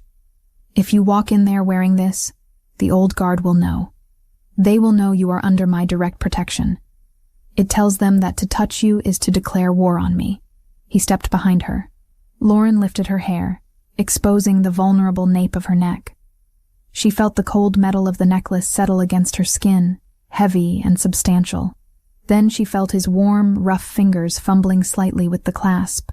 His breath ghosted against her bare shoulder, sending a shiver racing down her spine. "There," he whispered, his hands lingering on her shoulders for a moment before dropping. Lauren turned to face him again. The rubies burned against her skin, matching the dress perfectly. "Do I look like a Richetti?" she asked, a challenge in her voice to mask her fear. Silvio looked at her, his eyes dark and unreadable. He reached out, taking her hand and raising it to his lips. He kissed her knuckles, not a gentlemanly peck, but a pressing, possessive kiss that lasted too long. "You look like a queen," he said against her skin. "And tonight, we take back the kingdom." He released her hand and stepped back, the mask of the dawn sliding back into place. The vulnerability was gone, replaced by icy resolve. "The car is waiting downstairs," he said, his voice clipped and professional. "Enzo is driving. We have earpieces in the car. Once we cross the threshold of the hotel, we are live. Remember the signal. If I touch my tie, you separate and head for the ladies' room near the service corridor. That's where the ventilation access is." "I remember," Lauren said. She took a deep breath, steeling herself. "Let's go." They walked to the private elevator in silence. The doors slid open, revealing the mirrored interior. As they descended, Lauren watched their reflection. The man in the tuxedo and the woman in the burgundy silk. They looked like the perfect couple. They looked like royalty. But as the numbers on the display ticked down, 30, 29, 28, Lauren knew the truth. They were two people walking into a lion's den with nothing but a plan and a prayer. "Silvio," she said, breaking the silence as they reached the lobby level. "Yes? If this goes wrong," she said, meeting his eyes in the mirror. "If we don't walk out, we walk out." He cut her off, turning to face her as the elevator slowed. He grabbed her face in his hands, forcing her to look at him. The intensity of his gaze burned through her. "We walk out, Lauren, because I am not letting you die in a dress like that. You are going to live to take it off." The elevator chimed. The doors opened. The lobby was empty except for the concierge, who looked up and froze, visibly stunned by the couple emerging from the shadows. Silvio offered her his arm. "Ready?" Lauren took it. She felt the hard muscle beneath the expensive wool of his jacket. She felt the gun pressing against his side. She felt the rubies heavy on her throat. "Ready," she lied. They stepped out into the cool night air where the black limousine waited. The city of Chicago sprawled out before them, a grid of lights and shadows. Somewhere in that grid, Marco was raising a glass, thinking he had won. He was wrong. Silvio held the door for her, and as Lauren slid into the darkness of the car, the silk of her burgundy dress rustling like whispered secrets, she left the last of her fear on the sidewalk. Tonight, she wasn't the victim. Tonight, she was the vengeance. The limousine glided to a halt in front of the Drake Hotel, the tires crunching softly against the pristine pavement of the drop-off zone. Outside the tinted windows, the world was a blur of frenetic energy. Flashbulbs erupted like miniature lightning storms, illuminating the red carpet where the elite of Chicago's underworld mingled with legitimate high society under the guise of the Unity Gala. It was a charity event on paper, raising money for inner-city hospitals, but in practice, it was a summit. A place where truces were measured in champagne flutes and betrayals were whispered behind manicured hands. Inside the car, the silence was absolute. Silvio Richetti sat in the shadows, his profile carved from granite, his dark brown eyes fixed on the entrance. He didn't look like a man who had spent the last 3 weeks bleeding out in a safe house. He looked immortal. The tuxedo fit him with military precision, the stark white of his shirt contrasting with the deep tan of his skin. He adjusted his cufflinks, heavy gold knots, and turned to Lauren. "Remember," he said, his voice low, vibrating through the small space between them. "Breathe. You are not Lauren Cole, the veterinarian. You are the woman who holds the leash of the most dangerous man in this city. Walk like it." Lauren nodded, her hands smoothing the silk of the burgundy dress over her thighs. The fabric felt cool to the touch, a liquid armor that she had donned to go to war. The ruby necklace at her throat felt heavy. a physical weight that reminded her of the stakes. "I'm ready," she lied, her heart hammering against her ribs like a trapped bird. "Enzo is at the north exit," Silvio murmured, tapping the small earpiece hidden in his right ear. "The weapons are in the ventilation shaft of the third-floor linen closet. But we won't need them if you play your part. Marco is a narcissist. He will want to gloat before he takes the crown. We use that." The driver opened the door. The noise of the city rushed in. Shouts of photographers, the murmur of the crowd, the distant wail of a siren. Silvio stepped out first. He buttoned his jacket, scanned the perimeter with a single, sweeping glance, and then turned to offer his hand to her. Lauren took it. As she stepped out into the flashing lights, she felt the shift in the atmosphere. It wasn't just attention. It was shock. A ripple went through the crowd nearest to the curb. Whispers ignited like dry tinder. "Richetti. He's alive. It's him." They walked up the red carpet, not rushing. Silvio moved with a predatory grace that forced people to part before him. He didn't acknowledge the cameras. He didn't acknowledge the stunned gasps of the lower-level mobsters who had spent the last week jockeying for position in his absence. He kept his hand firmly on the small of Lauren's back, a gesture that was possessive, protective, and unmistakably claiming. When they reached the heavy gold doors of the Gold Coast room, the security detail, men hired by Marco, froze. They recognized Silvio. Their hands twitched toward their earpieces, panic widening their eyes. "Good evening," Silvio said.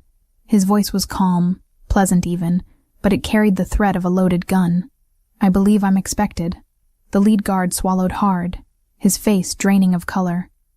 He stepped aside without a word. They entered the ballroom. If the sidewalk had been chaotic, the ballroom was a masterpiece of orchestrated opulence. Crystal chandeliers the size of small cars hung from the gilded ceiling, casting a warm, honeyed glow over hundreds of guests. A string quartet played something classical and soothing in the corner, fighting a losing battle against the hum of conversation. Then, Silvio stepped into the light. The reaction was instantaneous. It started near the doors and spread outward like a shockwave. Conversations died mid-sentence. Glasses were lowered. The music faltered as the cellist looked up and missed a beat. A silence descended on the room, thick and heavy, suffocating the laughter and the clinking of silverware. Silvio Richetti, the man whose obituary had been quietly drafted by half the people in this room, was walking across the marble floor, and on his arm was a vision in blood-red silk. Lauren felt the weight of 1,000 eyes. She felt the judgment, the curiosity, the jealousy. She kept her chin high, channeling every ounce of cold fury she had felt, watching her house burn. She focused on the rubies at her throat, imagining they were shielding her. "I am not a victim," she repeated to herself. "I am the storm. Keep walking," Silvio whispered, his lips barely moving. "Don't look at the floor. Look at them. Make them look away." They moved toward the center of the room. A waiter, trembling, offered a tray of champagne. Silvio took 2 flutes, handing one to Lauren. He took a sip, his eyes scanning the crowd, cataloging threats, reading loyalties. "There," he murmured. Lauren followed his gaze. At the far end of the room, on a raised dais where a podium stood waiting, was a group of men laughing. In the center of them was Marco. He looked triumphant. He was holding a scotch, gesturing expansively with a cigar in his other hand. He looked like a king holding court. He hadn't seen them yet. His back was turned, soaking in the adulation of the sycophants surrounding him. "He looks comfortable," Lauren noted, ice in her voice. "He thinks he's celebrating a coronation," Silvio said. "He's about to celebrate his funeral." A woman detached herself from a nearby group and intercepted them. She was older, draped in diamonds and wearing a severe navy gown. It was Mrs. Rossi, the wife of one of the 5 family's heads. She had eyes like a hawk and a smile that looked like it had been sharpened on a whetstone. "Silvio," she purred, though her eyes were wide with genuine shock. "We heard terrible rumors. An accident." "Rumors are often exaggerated, Elena," Silvio replied smoothly, leaning in to kiss her cheek. "As you can see, the reports of my demise were premature." Mrs. Rossi turned her gaze to Lauren. It was a dissecting look, analyzing the dress, the jewelry, the posture. "And who is this? I don't believe we've been introduced." "This is Lauren," Silvio said, not offering a surname, not offering an explanation. "She is with me." "A lovely dress, Mrs." Rossi said, her tone dripping with passive aggression. "Bold color. Usually we reserve red for looser occasions." Lauren smiled. It was the smile she used when a client tried to tell her how to do her job. "It's burgundy, actually. The color of oxygenated blood." It seemed appropriate, given that everyone here seems to be out for it tonight. Silvio stiffened slightly beside her, suppressing a smirk. Mrs. Rossi blinked, taken aback by the sharp retort. She laughed, a brittle sound. "Charming. Welcome back, Silvio." She retreated, and Silvio leaned closer to Lauren. "Oxygenated blood? It shut her up," Lauren whispered. "Focus," Silvio commanded softly. "Marco is moving." On the dais, Marco had turned. He handed his glass to an aide and checked his watch. He was preparing to speak. He still hadn't seen Silvio, blocked by the crowd and the pillars. He stepped off the dais and headed toward the service corridor that led to the private prep rooms behind the stage. "That's the signal," Silvio said. He adjusted his tie. A subtle movement, barely a brush of his fingers against the silk knot. "Go." Lauren didn't hesitate. She didn't say goodbye. She simply turned and melted into the crowd, moving in the opposite direction of Silvio. Silvio stood alone in the center of the room. He let the crowd see him now. He let the whispers grow. He waited. Lauren navigated the sea of tuxedos and gowns. She moved with purpose, heading toward the ladies' room that was situated near the service entrance. Her heart was pounding so hard she thought it might bruise her ribs. She reached the hallway, checking over her shoulder. The coast was clear. Instead of entering the restroom, she slipped past the door and into the narrow service corridor. It was cooler here, smelling of industrial cleaner and stale coffee. She pressed her back against the wall, listening. The earpiece in her ear crackled. "I'm in position." Silvio's voice came through, clear and calm. "He's in the green room. 2 guards outside. You need to get to the ventilation grate in the pantry next door. It shares a wall." "I'm moving," Lauren whispered. She found the pantry door. It was unlocked. She slipped inside. It was a small room stacked with crates of wine and linens. High on the wall, near the ceiling, was the vent. Lauren hiked up her silk dress, not caring about the cost. She climbed onto a crate of Pinot Noir, balancing precariously in her heels. She pulled the small directional microphone Enzo had given her from her clutch purse. It looked like a compact mirror. She pressed it against the vent. Voices drifted through, muffled at first, then clearer as she adjusted the frequency. "Nervous, Marco? You're sweating." A rough voice. "Unknown. I'm not nervous." Marco's voice. Arrogant, impatient. "I'm ready. Is the transfer complete?" "The Albanians want the second half," the rough voice said. "They said the job was messy. The house burned, but they didn't find the body." Lauren's breath hitched. She pressed the device harder against the metal grate. "The body is ash," Marco snapped. The car exploded. The house burned to the foundation. There's nothing left of Silvio Ricchetti but dental records, and I made sure those vanished from the dentist's office last week. He's dead. The transfer goes through as soon as I leave that stage. "And the girl?" the voice asked. "The vet?" "Collateral," Marco dismissed. "If she was in the house, she's dust. If she wasn't, she's a nobody. Who cares? She's a loose end that tied itself. Now hand me the speech. It's time to accept the burden of leadership." Lauren's hand shook. She had it. The confession. The confirmation of the hit. The dismissal of her life as dust. "Did you get it?" she whispered into her comms. "Crystal clear," Silvio's voice replied. It was the voice of the Reaper. "Get out of there, Lauren. Go back to the floor. Stay near the exit." "I'm coming out," she said. She jumped down from the crate, smoothing her dress. She slipped out of the pantry and back into the service corridor. She walked briskly toward the ballroom, her heart racing. She re-entered the Gold Coast room just as the lights dimmed. A spotlight hit the stage. "Ladies and gentlemen," a voice announced over the PA system. Please welcome the acting head of the Ricchetti family, Mr. Marco Conti. Polite applause. It was thin, uncertain. The room knew something was wrong, but they didn't know what yet. Marco stepped into the spotlight. He looked impeccable, projecting a somber gravitas. He approached the microphone, adjusting it with both hands. He looked out at the darkened room, unable to see the faces clearly. "Friends," Marco began, his voice dripping with rehearsed sorrow. "We gather tonight under a shadow. As many of you know, we have suffered a tragic loss. My brother, my mentor, Silvio." He paused for effect, hanging his head. It was a masterful performance. Silvio was a man of vision.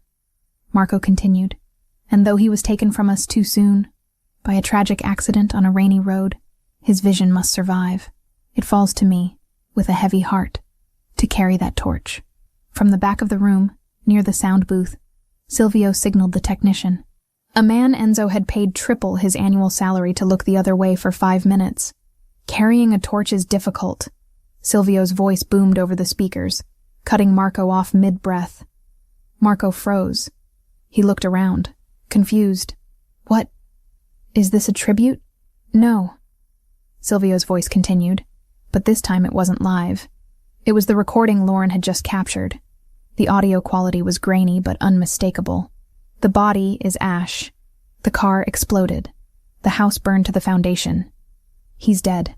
The transfer goes through as soon as I leave that stage." The ballroom went deathly silent. The recording continued. "And the girl, the vet, collateral. She's a loose end that tied itself."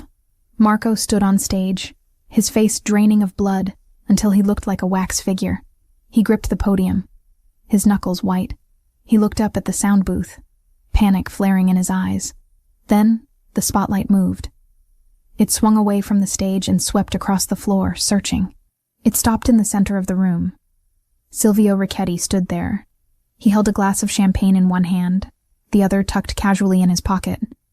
He looked up at the stage, his expression bored, almost disappointed.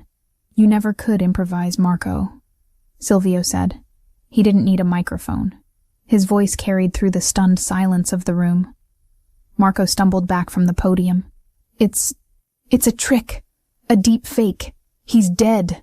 "I look very alive for a ghost," Silvio said, taking a slow step forward. The crowd parted. They scrambled to get out of the way, creating a wide, clear path between the true Dawn and the usurper. "Security!" Marco screamed, pointing a shaking finger at Silvio. "Remove him! He's an imposter!" The security guards, the men Marco had paid, looked at Silvio. They looked at the calm, lethal confidence radiating off him. They looked at Marco, sweating and screaming on stage.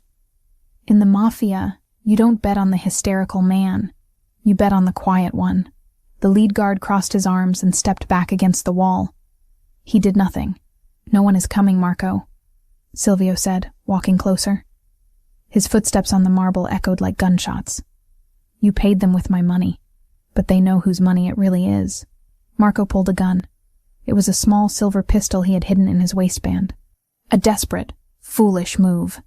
Screams erupted from the crowd. Guests dove under tables. Silvio didn't flinch. He didn't even draw his own weapon. He just stopped walking and looked at the gun with disdain. "Put it down," Silvio said, "before you embarrass yourself further." "I killed you!" Marco shrieked, the veneer of the sophisticated consigliere shattering to reveal the frightened thug underneath.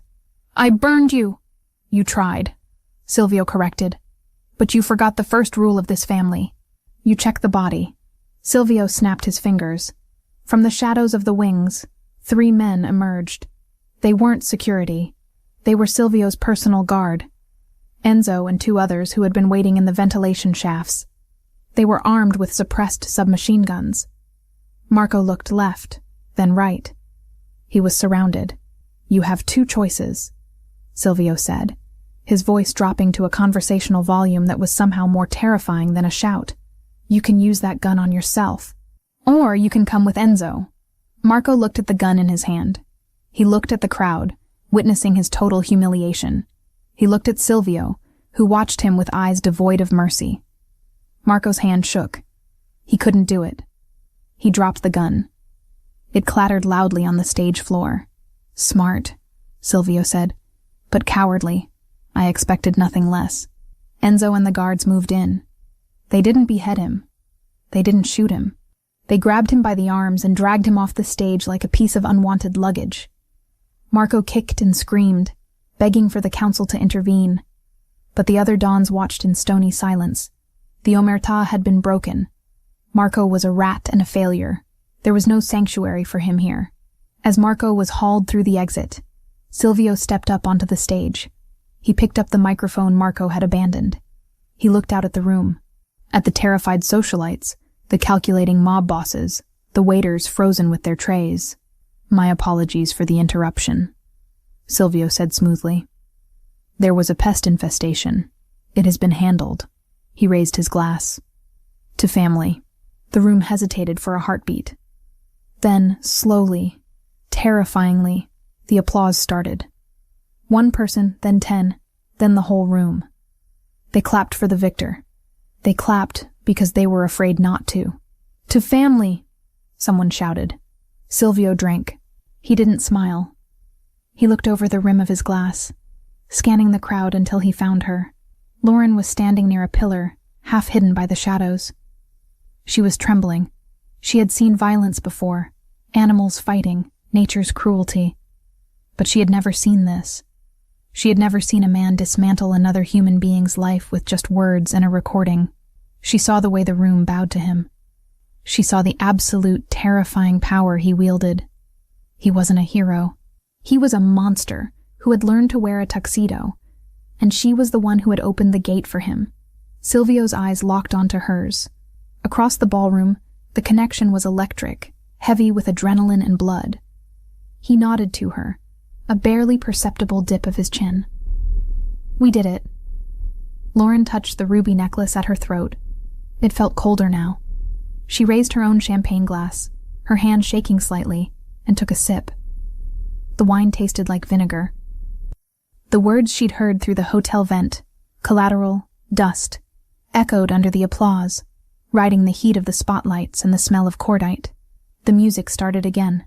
The quartet played a waltz, frantic to cover the awkwardness of an attempted coup. The chatter resumed, louder and more manic than before. The world of the Mafia spun on, indifferent to the man who had just been dragged to his death. Silvio stepped off the stage and began to walk toward her. The crowd parted for him again, but this time they bowed their heads.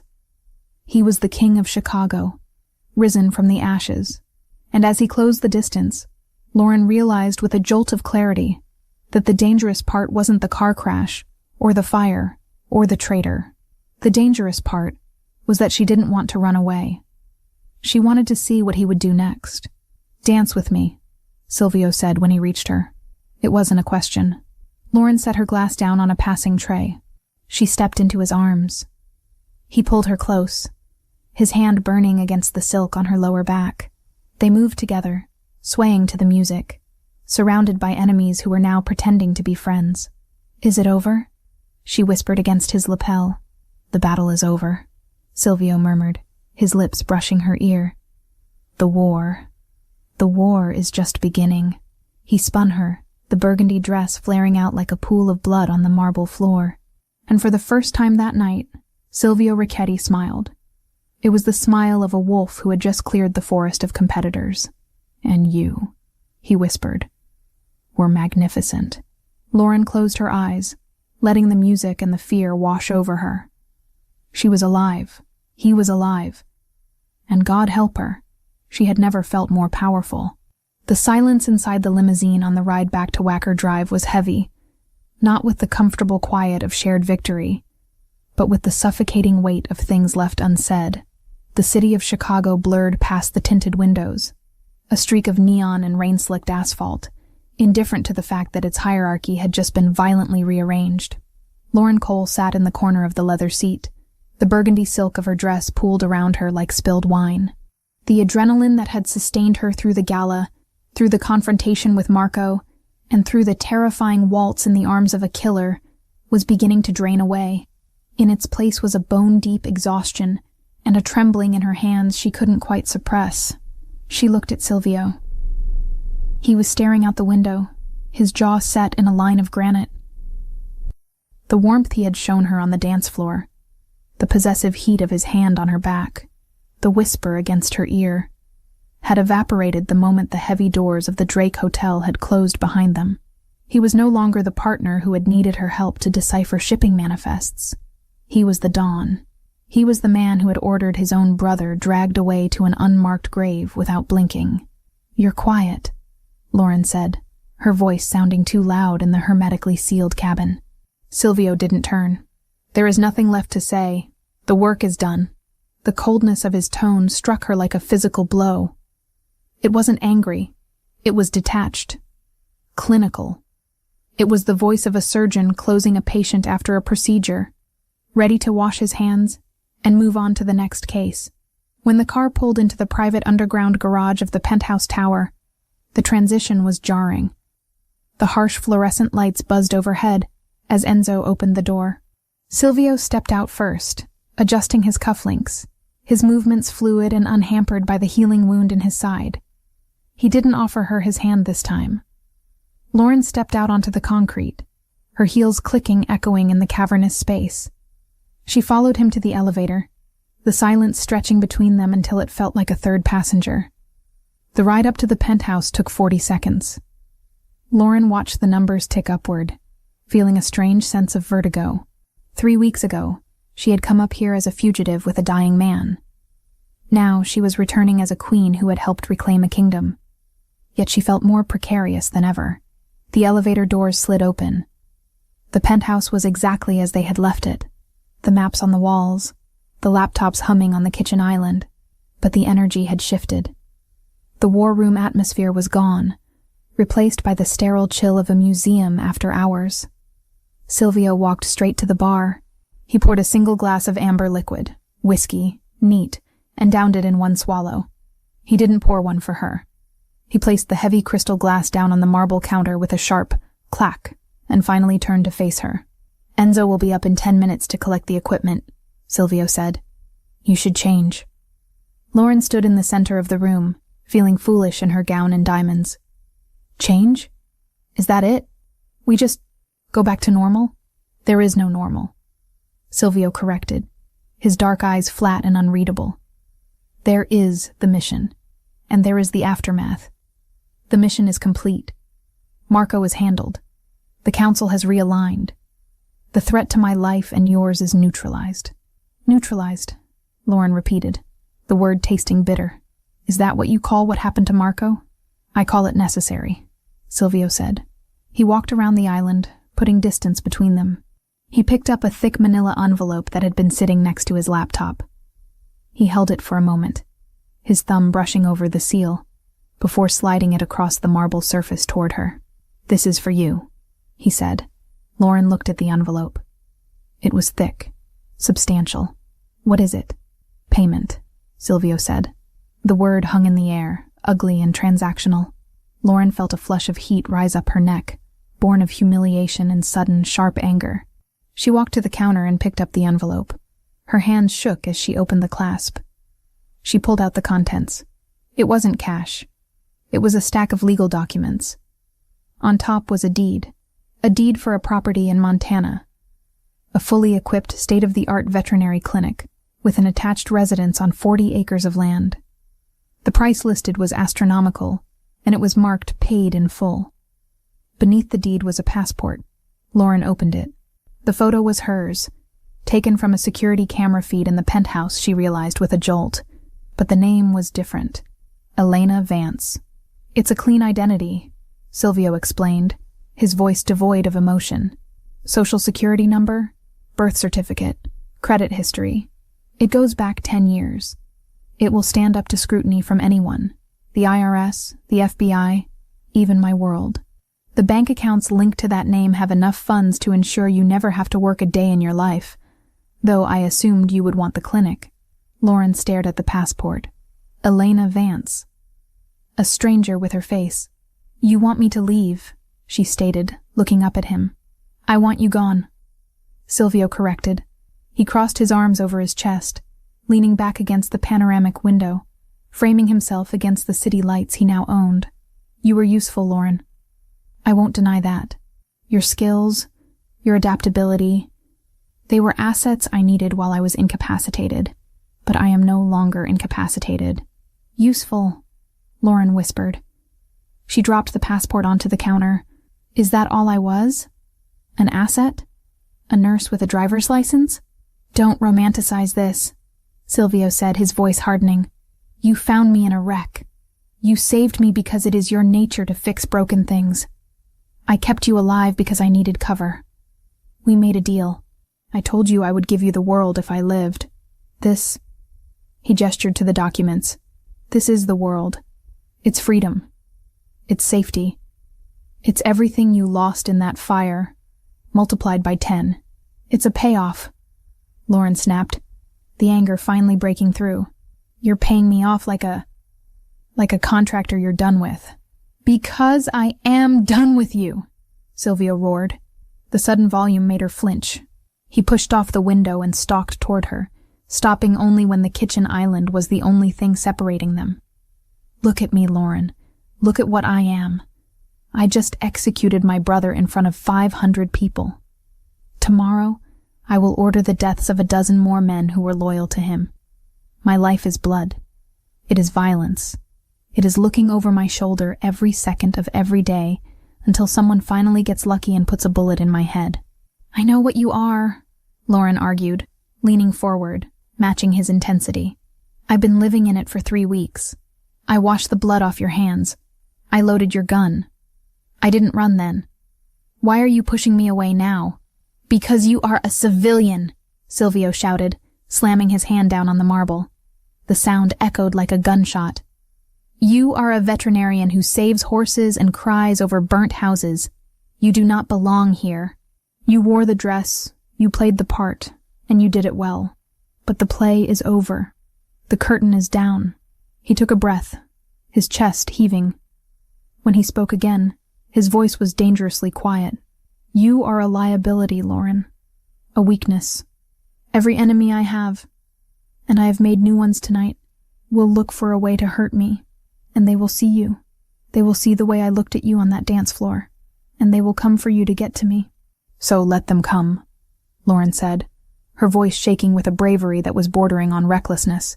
We handled Marco. We can handle... No. Silvio cut her off. I handled Marco. You survived him. There is a difference. I cannot run an empire if I am constantly worried about keeping you breathing. I cannot be what I need to be if I have a conscience sleeping in my bed. He looked at her with eyes that were cold, dead, and utterly convincing. You were a distraction. A pleasant one. But I have work to do, and I don't need a pet.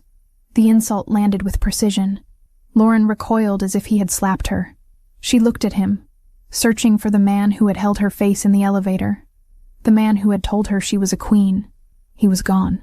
Or maybe he had never existed. Maybe this cold, brutal creature was the real Silvio Ricchetti, and the other man was just a fever dream born of trauma and painkillers. She straightened her spine. She reached up to her neck. Her fingers found the clasp of the ruby necklace. It took a moment. Her hands were trembling, but she undid the latch. The heavy necklace slid from her skin, pooling in her hands like drops of blood. She placed it gently on top of the dossier. The debt is paid, she said, her voice hollow but steady. You promised to replace what I lost. You've done that. The house, the clinic. It's more than fair. Silvio stared at the rubies. His jaw tightened, a small betraying tick that Lauren caught. But don't lie to me, Silvio, she said softly. You're not sending me away because I'm a liability. You're not sending me away because I'm a pet. She walked around the island until she was standing right in front of him. He didn't retreat, but his body was rigid, every muscle coiled tight. You're sending me away because you're terrified, she whispered. You're terrified that if I stay, you might actually feel something other than hate. You're scared that I make you human, and in your world, being human gets you killed. Silvio didn't speak. He didn't blink. He just stared at her, his face a mask of stone. Take the deal, Lauren, he rasped finally. Take the ticket, take the life, and get out of my city. I will, she said. I'm not stupid. I know when I'm not wanted, And I know when a patient is terminal." She stepped back, creating a chasm between them that felt wider than the miles to Montana. "I'll be gone in the morning," she said. "I assume Enzo will drive me to the airport?" "The plane is waiting at a private airfield," Silvio said, turning his back to her to pour another drink he didn't need. "It leaves at 6 a.m. Don't miss it." "I won't." Lauren turned and walked toward the guest room. She didn't slam the door. She closed it quietly, with a soft click that sounded like the final beat of a heart. Inside the room, the silence was deafening. Lauren leaned against the door, sliding down until she hit the floor. She didn't cry. She had cried enough in the truck.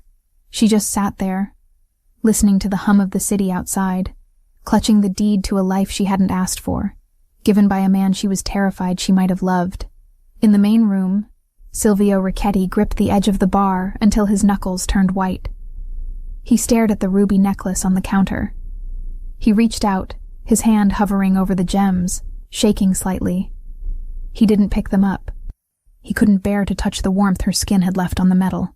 "It's better this way," he whispered to the empty room. "You're safe." He drank the whiskey. It burned, but not enough to numb the hole in his chest where his heart used to be.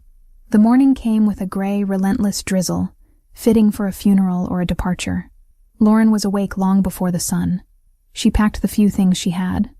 The clothes Silvio had bought her, the documents, the memories she couldn't leave behind. She left the burgundy dress hanging in the closet, a ghost of the woman she had been for one night. She walked out into the living area at 5:45 a.m. Silvio was there. He was sitting in the armchair facing the window, dressed in a fresh suit, reading a newspaper. He looked impeccable, untouched by the night. "The car is downstairs," he said without looking up. "Okay," Lauren said. She hesitated, her hand on the handle of her suitcase. "Silvio." He lowered the paper slowly. He looked at her. His eyes were tired, red-rimmed, betraying the nonchalance of his posture. "Thank you," she said, "for saving my life." "We are even," he said. "Goodbye, Elena." He used the fake name. It was a deliberate cruelty, a way to sever the tie completely. He was telling her that Lauren Cole was dead, buried in the ashes of the farmhouse. Lauren flinched, but she nodded. "Goodbye, Silvio." She walked to the elevator. She pressed the button. When the doors opened, she stepped inside and turned around. Silvio hadn't moved. He was staring at his paper, or pretending to. He didn't look up as the doors began to slide shut. Lauren watched the sliver of the penthouse disappear. The last thing she saw was his hand, gripping the paper so hard the paper tore. Then the doors closed, and she was dropping. Down, down, down, away from the sky, away from the power, back to the earth where she belonged. Up in the penthouse, the moment the elevator mechanism clicked, signaling her descent, Silvio threw the glass of whiskey he had been nursing against the far wall. It shattered with a violent crash. Amber liquid and crystal shards sprang across the map of Chicago. He stood up and walked to the window, pressing his hand against the glass, looking down at the street 30 stories below. He watched as the black SUV pulled out of the garage and merged into the early morning traffic, heading west. Heading away, he watched until the taillights were swallowed by the rain and the distance. "Be safe, Piccola," he whispered to the glass. He turned back to the room. It was huge. It was luxurious. It was the seat of absolute power in the city. And it was completely, devastatingly empty. Silvio Ricchetti walked to his desk. He sat down. He pulled a stack of files toward him, the list of Marco's associates who needed to be purged. He uncapped his pen. The king was back on his throne, and he had never felt more like a prisoner. The wind in Montana had a different voice than the wind in Chicago. In the city, the wind screamed against glass and steel, angry and trapped. Here, in the vast, white silence of the valley, it howled with a lonely, ancient sorrow that seeped through the walls of the clinic and settled deep in Lauren Cole's bones. 4 months. It had been 122 days since she had walked out of the elevator on Wacker Drive, leaving behind a shattered glass of whiskey and a man who had looked at her like she was a ghost he was trying to exorcise. Time hadn't really moved since then. It still lived in the smell of gasoline and wet drywall whenever she closed her eyes, in the memory of the way he'd looked at her as if trying to exorcise a ghost instead of the woman who had dragged him back from the edge. Lauren, or Elena Vance as the locals knew her, stood in the sterile operating theater of the clinic Silvio had bought for her. It was a magnificent facility, over-equipped and overfunded, a diamond dropped in the middle of cattle country. The heated floors, the digital X-ray machines, the recovery stalls padded with memory foam. It was every veterinarian's dream, and it felt exactly like what it was. A golden cage. She finished wrapping the leg of a border collie that had gotten tangled in a barbed wire fence. The dog, a stoic creature named Buster, thumped his tail weakly against the stainless steel table.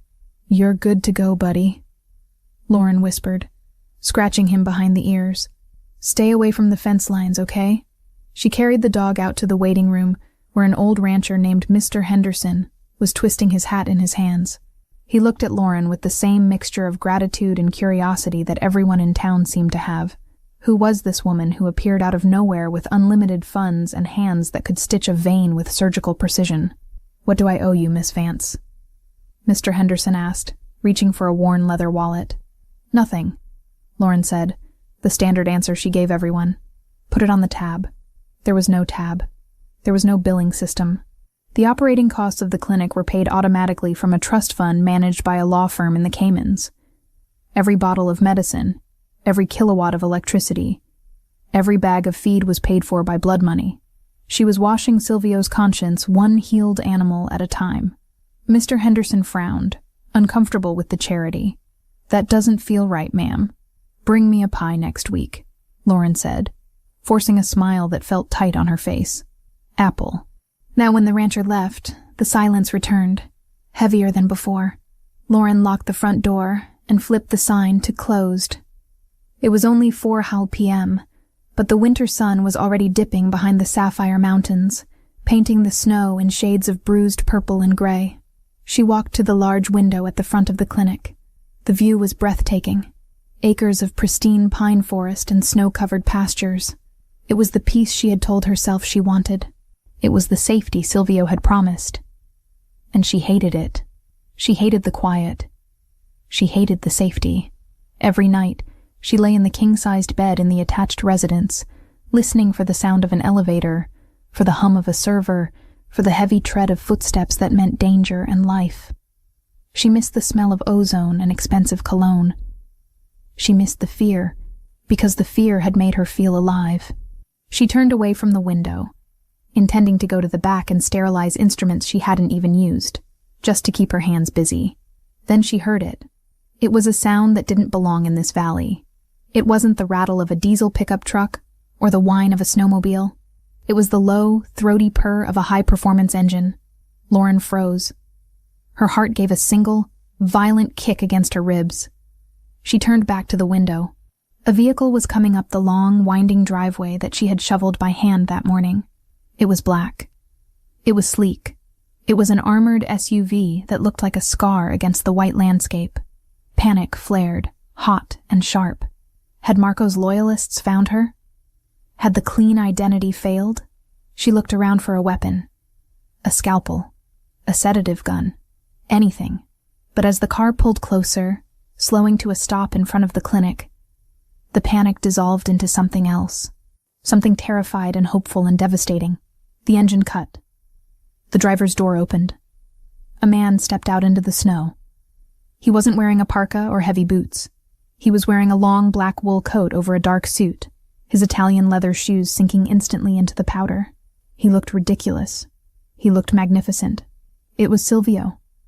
He stood by the car for a moment, looking up at the clinic, his breath puffing in white clouds in the frigid air. He looked tired. The arrogance that had armored him at the Unity Gala was gone, replaced by a weary tension in his shoulders. He looked thinner, his cheekbones sharper, his eyes shadowed. Lauren couldn't move. She couldn't breathe. She just watched him walk to the door. He didn't knock. He tried the handle. Locked. He looked through the glass. He saw her standing there in her scrubs, paralyzed. He didn't gesture for her to open it. He just waited. He waited with the patience of a man who had no other destination. Lauren walked to the door. Her hand trembled as she unlocked the deadbolt. The sound was loud in the empty room. She pushed the door open. The cold air rushed in, carrying the scent of pine and snow and him. "You're hard to find, Elena," Silvio said. His voice was rough, like he hadn't used it in days. "You knew exactly where I was," Lauren replied, her voice shaking. "You bought the map. I bought the land," he corrected. "I didn't know if you would still be on it." He stepped inside. He didn't ask for permission. He closed the door behind him, shutting out the wind. The silence that fell between them was electric, charged with 4 months of unsaid words. "What are you doing here, Silvio?" Lauren asked, wrapping her arms around herself.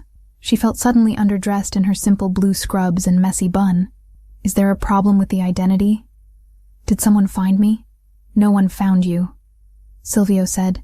He unbuttoned his coat but didn't take it off. He looked around the waiting room, taking in the clean lines, the expensive chairs, the peace. "The identity is perfect. Elena Vance is a ghost in the system." "Then why?" "Because the system works," Silvio said, looking back at her. "But I don't." He took a step toward her. "I haven't slept in 4 months, Lauren. I have the city. I have the power. Marco is a memory. The council eats out of my hand. I have everything I was supposed to want." "Congratulations," she said bitterly. "You won." "I lost," he said. The admission was quiet, brutal. "I sat in that penthouse every night, looking at the city, and all I could see was the empty space where you used to stand. I drank enough whiskey to drown a fleet, but I couldn't drown the silence you left behind. You sent me away," Lauren reminded him, tears pricking her eyes. "You told me I was a liability. You told me I was a pet." "I lied," Silvio rasped. He closed the distance between them in 2 long strides. He stopped just inches away, close enough that she could see the gray hairs that had appeared at his temples, close enough to feel the heat radiating from him. "I lied to you because I was terrified," he confessed, stripping away the armor of the dawn. "I thought if I sent you here, to this fortress of snow and safety, you would be untouched. I thought I could keep you pure if I kept you far away from my filth." "I never asked to be pure," Lauren whispered. "I asked to be with you." "I know," Silvio said. He reached out, his hand hovering near her face, trembling slightly. "But I couldn't risk it. Not then. I needed to know the war was over. I needed to know I could build walls strong enough to hold us." "And now?" she asked. "Is the war over?" "The war is never over," Silvio said. "But the battlefield has changed." He reached into his coat pocket. For a second, Lauren's muscle memory tensed, expecting a weapon or a dossier, but he pulled out a folded piece of paper. It wasn't legal-sized. It was a brochure. He handed it to her. Lauren opened it. It was a prospectus for the Richetti Foundation. "What is this?" she asked. "It's the future," Silvio said. "Over the last 4 months, I have liquidated the drug routes. I sold the gambling dens to the Russians. I cut the ties with the cartels. It cost me half my fortune and nearly a mutiny. But it is done." Lauren looked up at him, stunned. You dismantled the business?" "I legitimized it," Silvio corrected. "We still run the unions, the construction, the shipping logistics. But the cargo is real now. No more ghost shipments. No more blood money." He took a deep breath, looking at her with a vulnerability that broke her heart. "I cannot undo the things I have done, Lauren. I cannot bring back the dead, but I can change the direction of the river. I realized that protecting you didn't mean sending you away. It meant building a world where you didn't have to hide." He took the brochure from her hand and tossed it onto the reception desk. He didn't care about the paper. He cared about her. "I don't want a pet," he said, his voice dropping to a growl. "And I don't want a liability. I want a partner. I want someone who can look at a spreadsheet and see the lies. I want someone who can stand in a room full of sharks in a burgundy dress and make them afraid to bleed." He reached out and finally touched her. His warm hand cupped her jaw, his thumb brushing away a tear she hadn't realized had fallen. "I came here to ask you a question," he said, "and if the answer is no, I will walk out that door, get in my car, and you will never see me again. I will leave you to this peace you hate. What is the question? Lauren breathed, leaning into his touch. My soul is black, Lauren, Silvio whispered.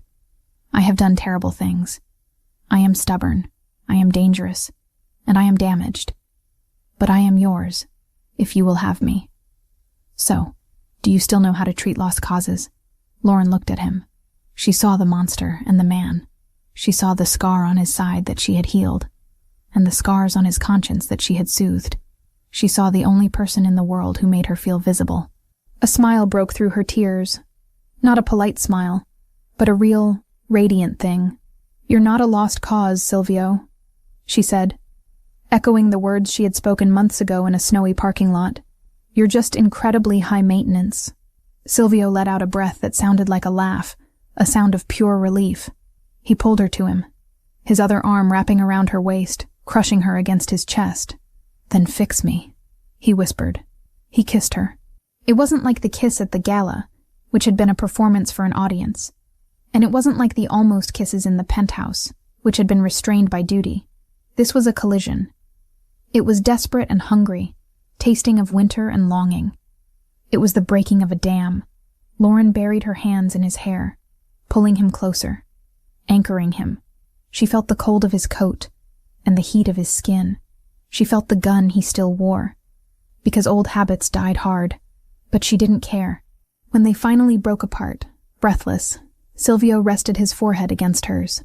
Pack a bag, he ordered softly. Where are we going? Lauren asked, though she already knew. Home, Silvio said. Chicago. We have a board meeting on Monday, and I believe the foundation needs a chairwoman. Lauren looked over his shoulder at the empty, perfect clinic. What about the animals? We'll hire a staff, Silvio said immediately. The best vets money can buy. We'll turn this place into a sanctuary. You can run it from the city. But you belong with me. Yes, Lauren said. I do. 1 year later, the charity gala for the Richetti Foundation was the event of the season in Chicago. The ballroom of the Palmer House was packed with the city's elite. Mayors, senators, philanthropists. The air smelled of expensive perfume and fresh lilies. It had been a full year since they'd walked back into Chicago together and turned a war room into a boardroom, rewriting supply chains and laundering blood into clean contracts. Somewhere far north, the Montana sanctuary she had once called a cage now ran under a full staff of vets she'd handpicked herself, its monthly reports stacked neatly on her desk in the city. Silvio Richetti stood on the edge of the dance floor, holding a glass of sparkling water. He wore a tuxedo, but the tension that used to define his posture was gone. He still looked dangerous. That would never fade. But the edge was sharper, cleaner.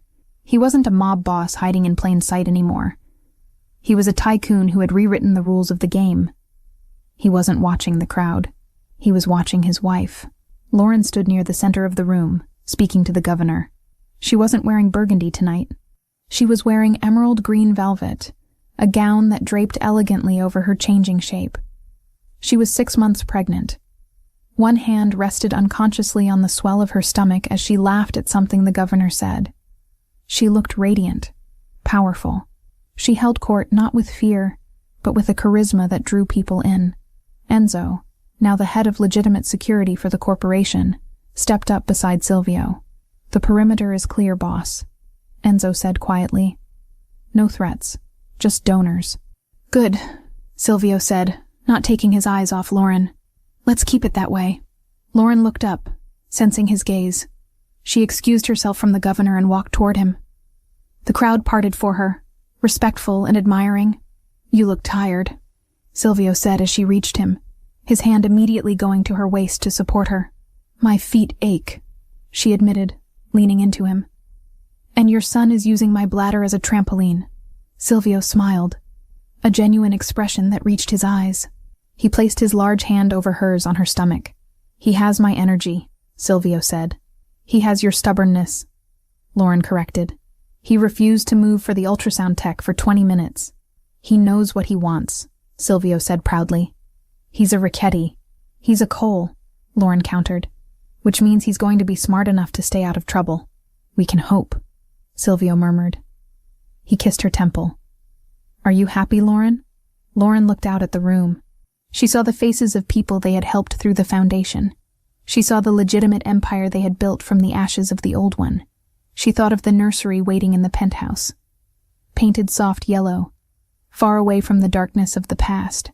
She looked up at her husband, the man who had crashed into her house and stolen her life, only to give her a bigger one in return.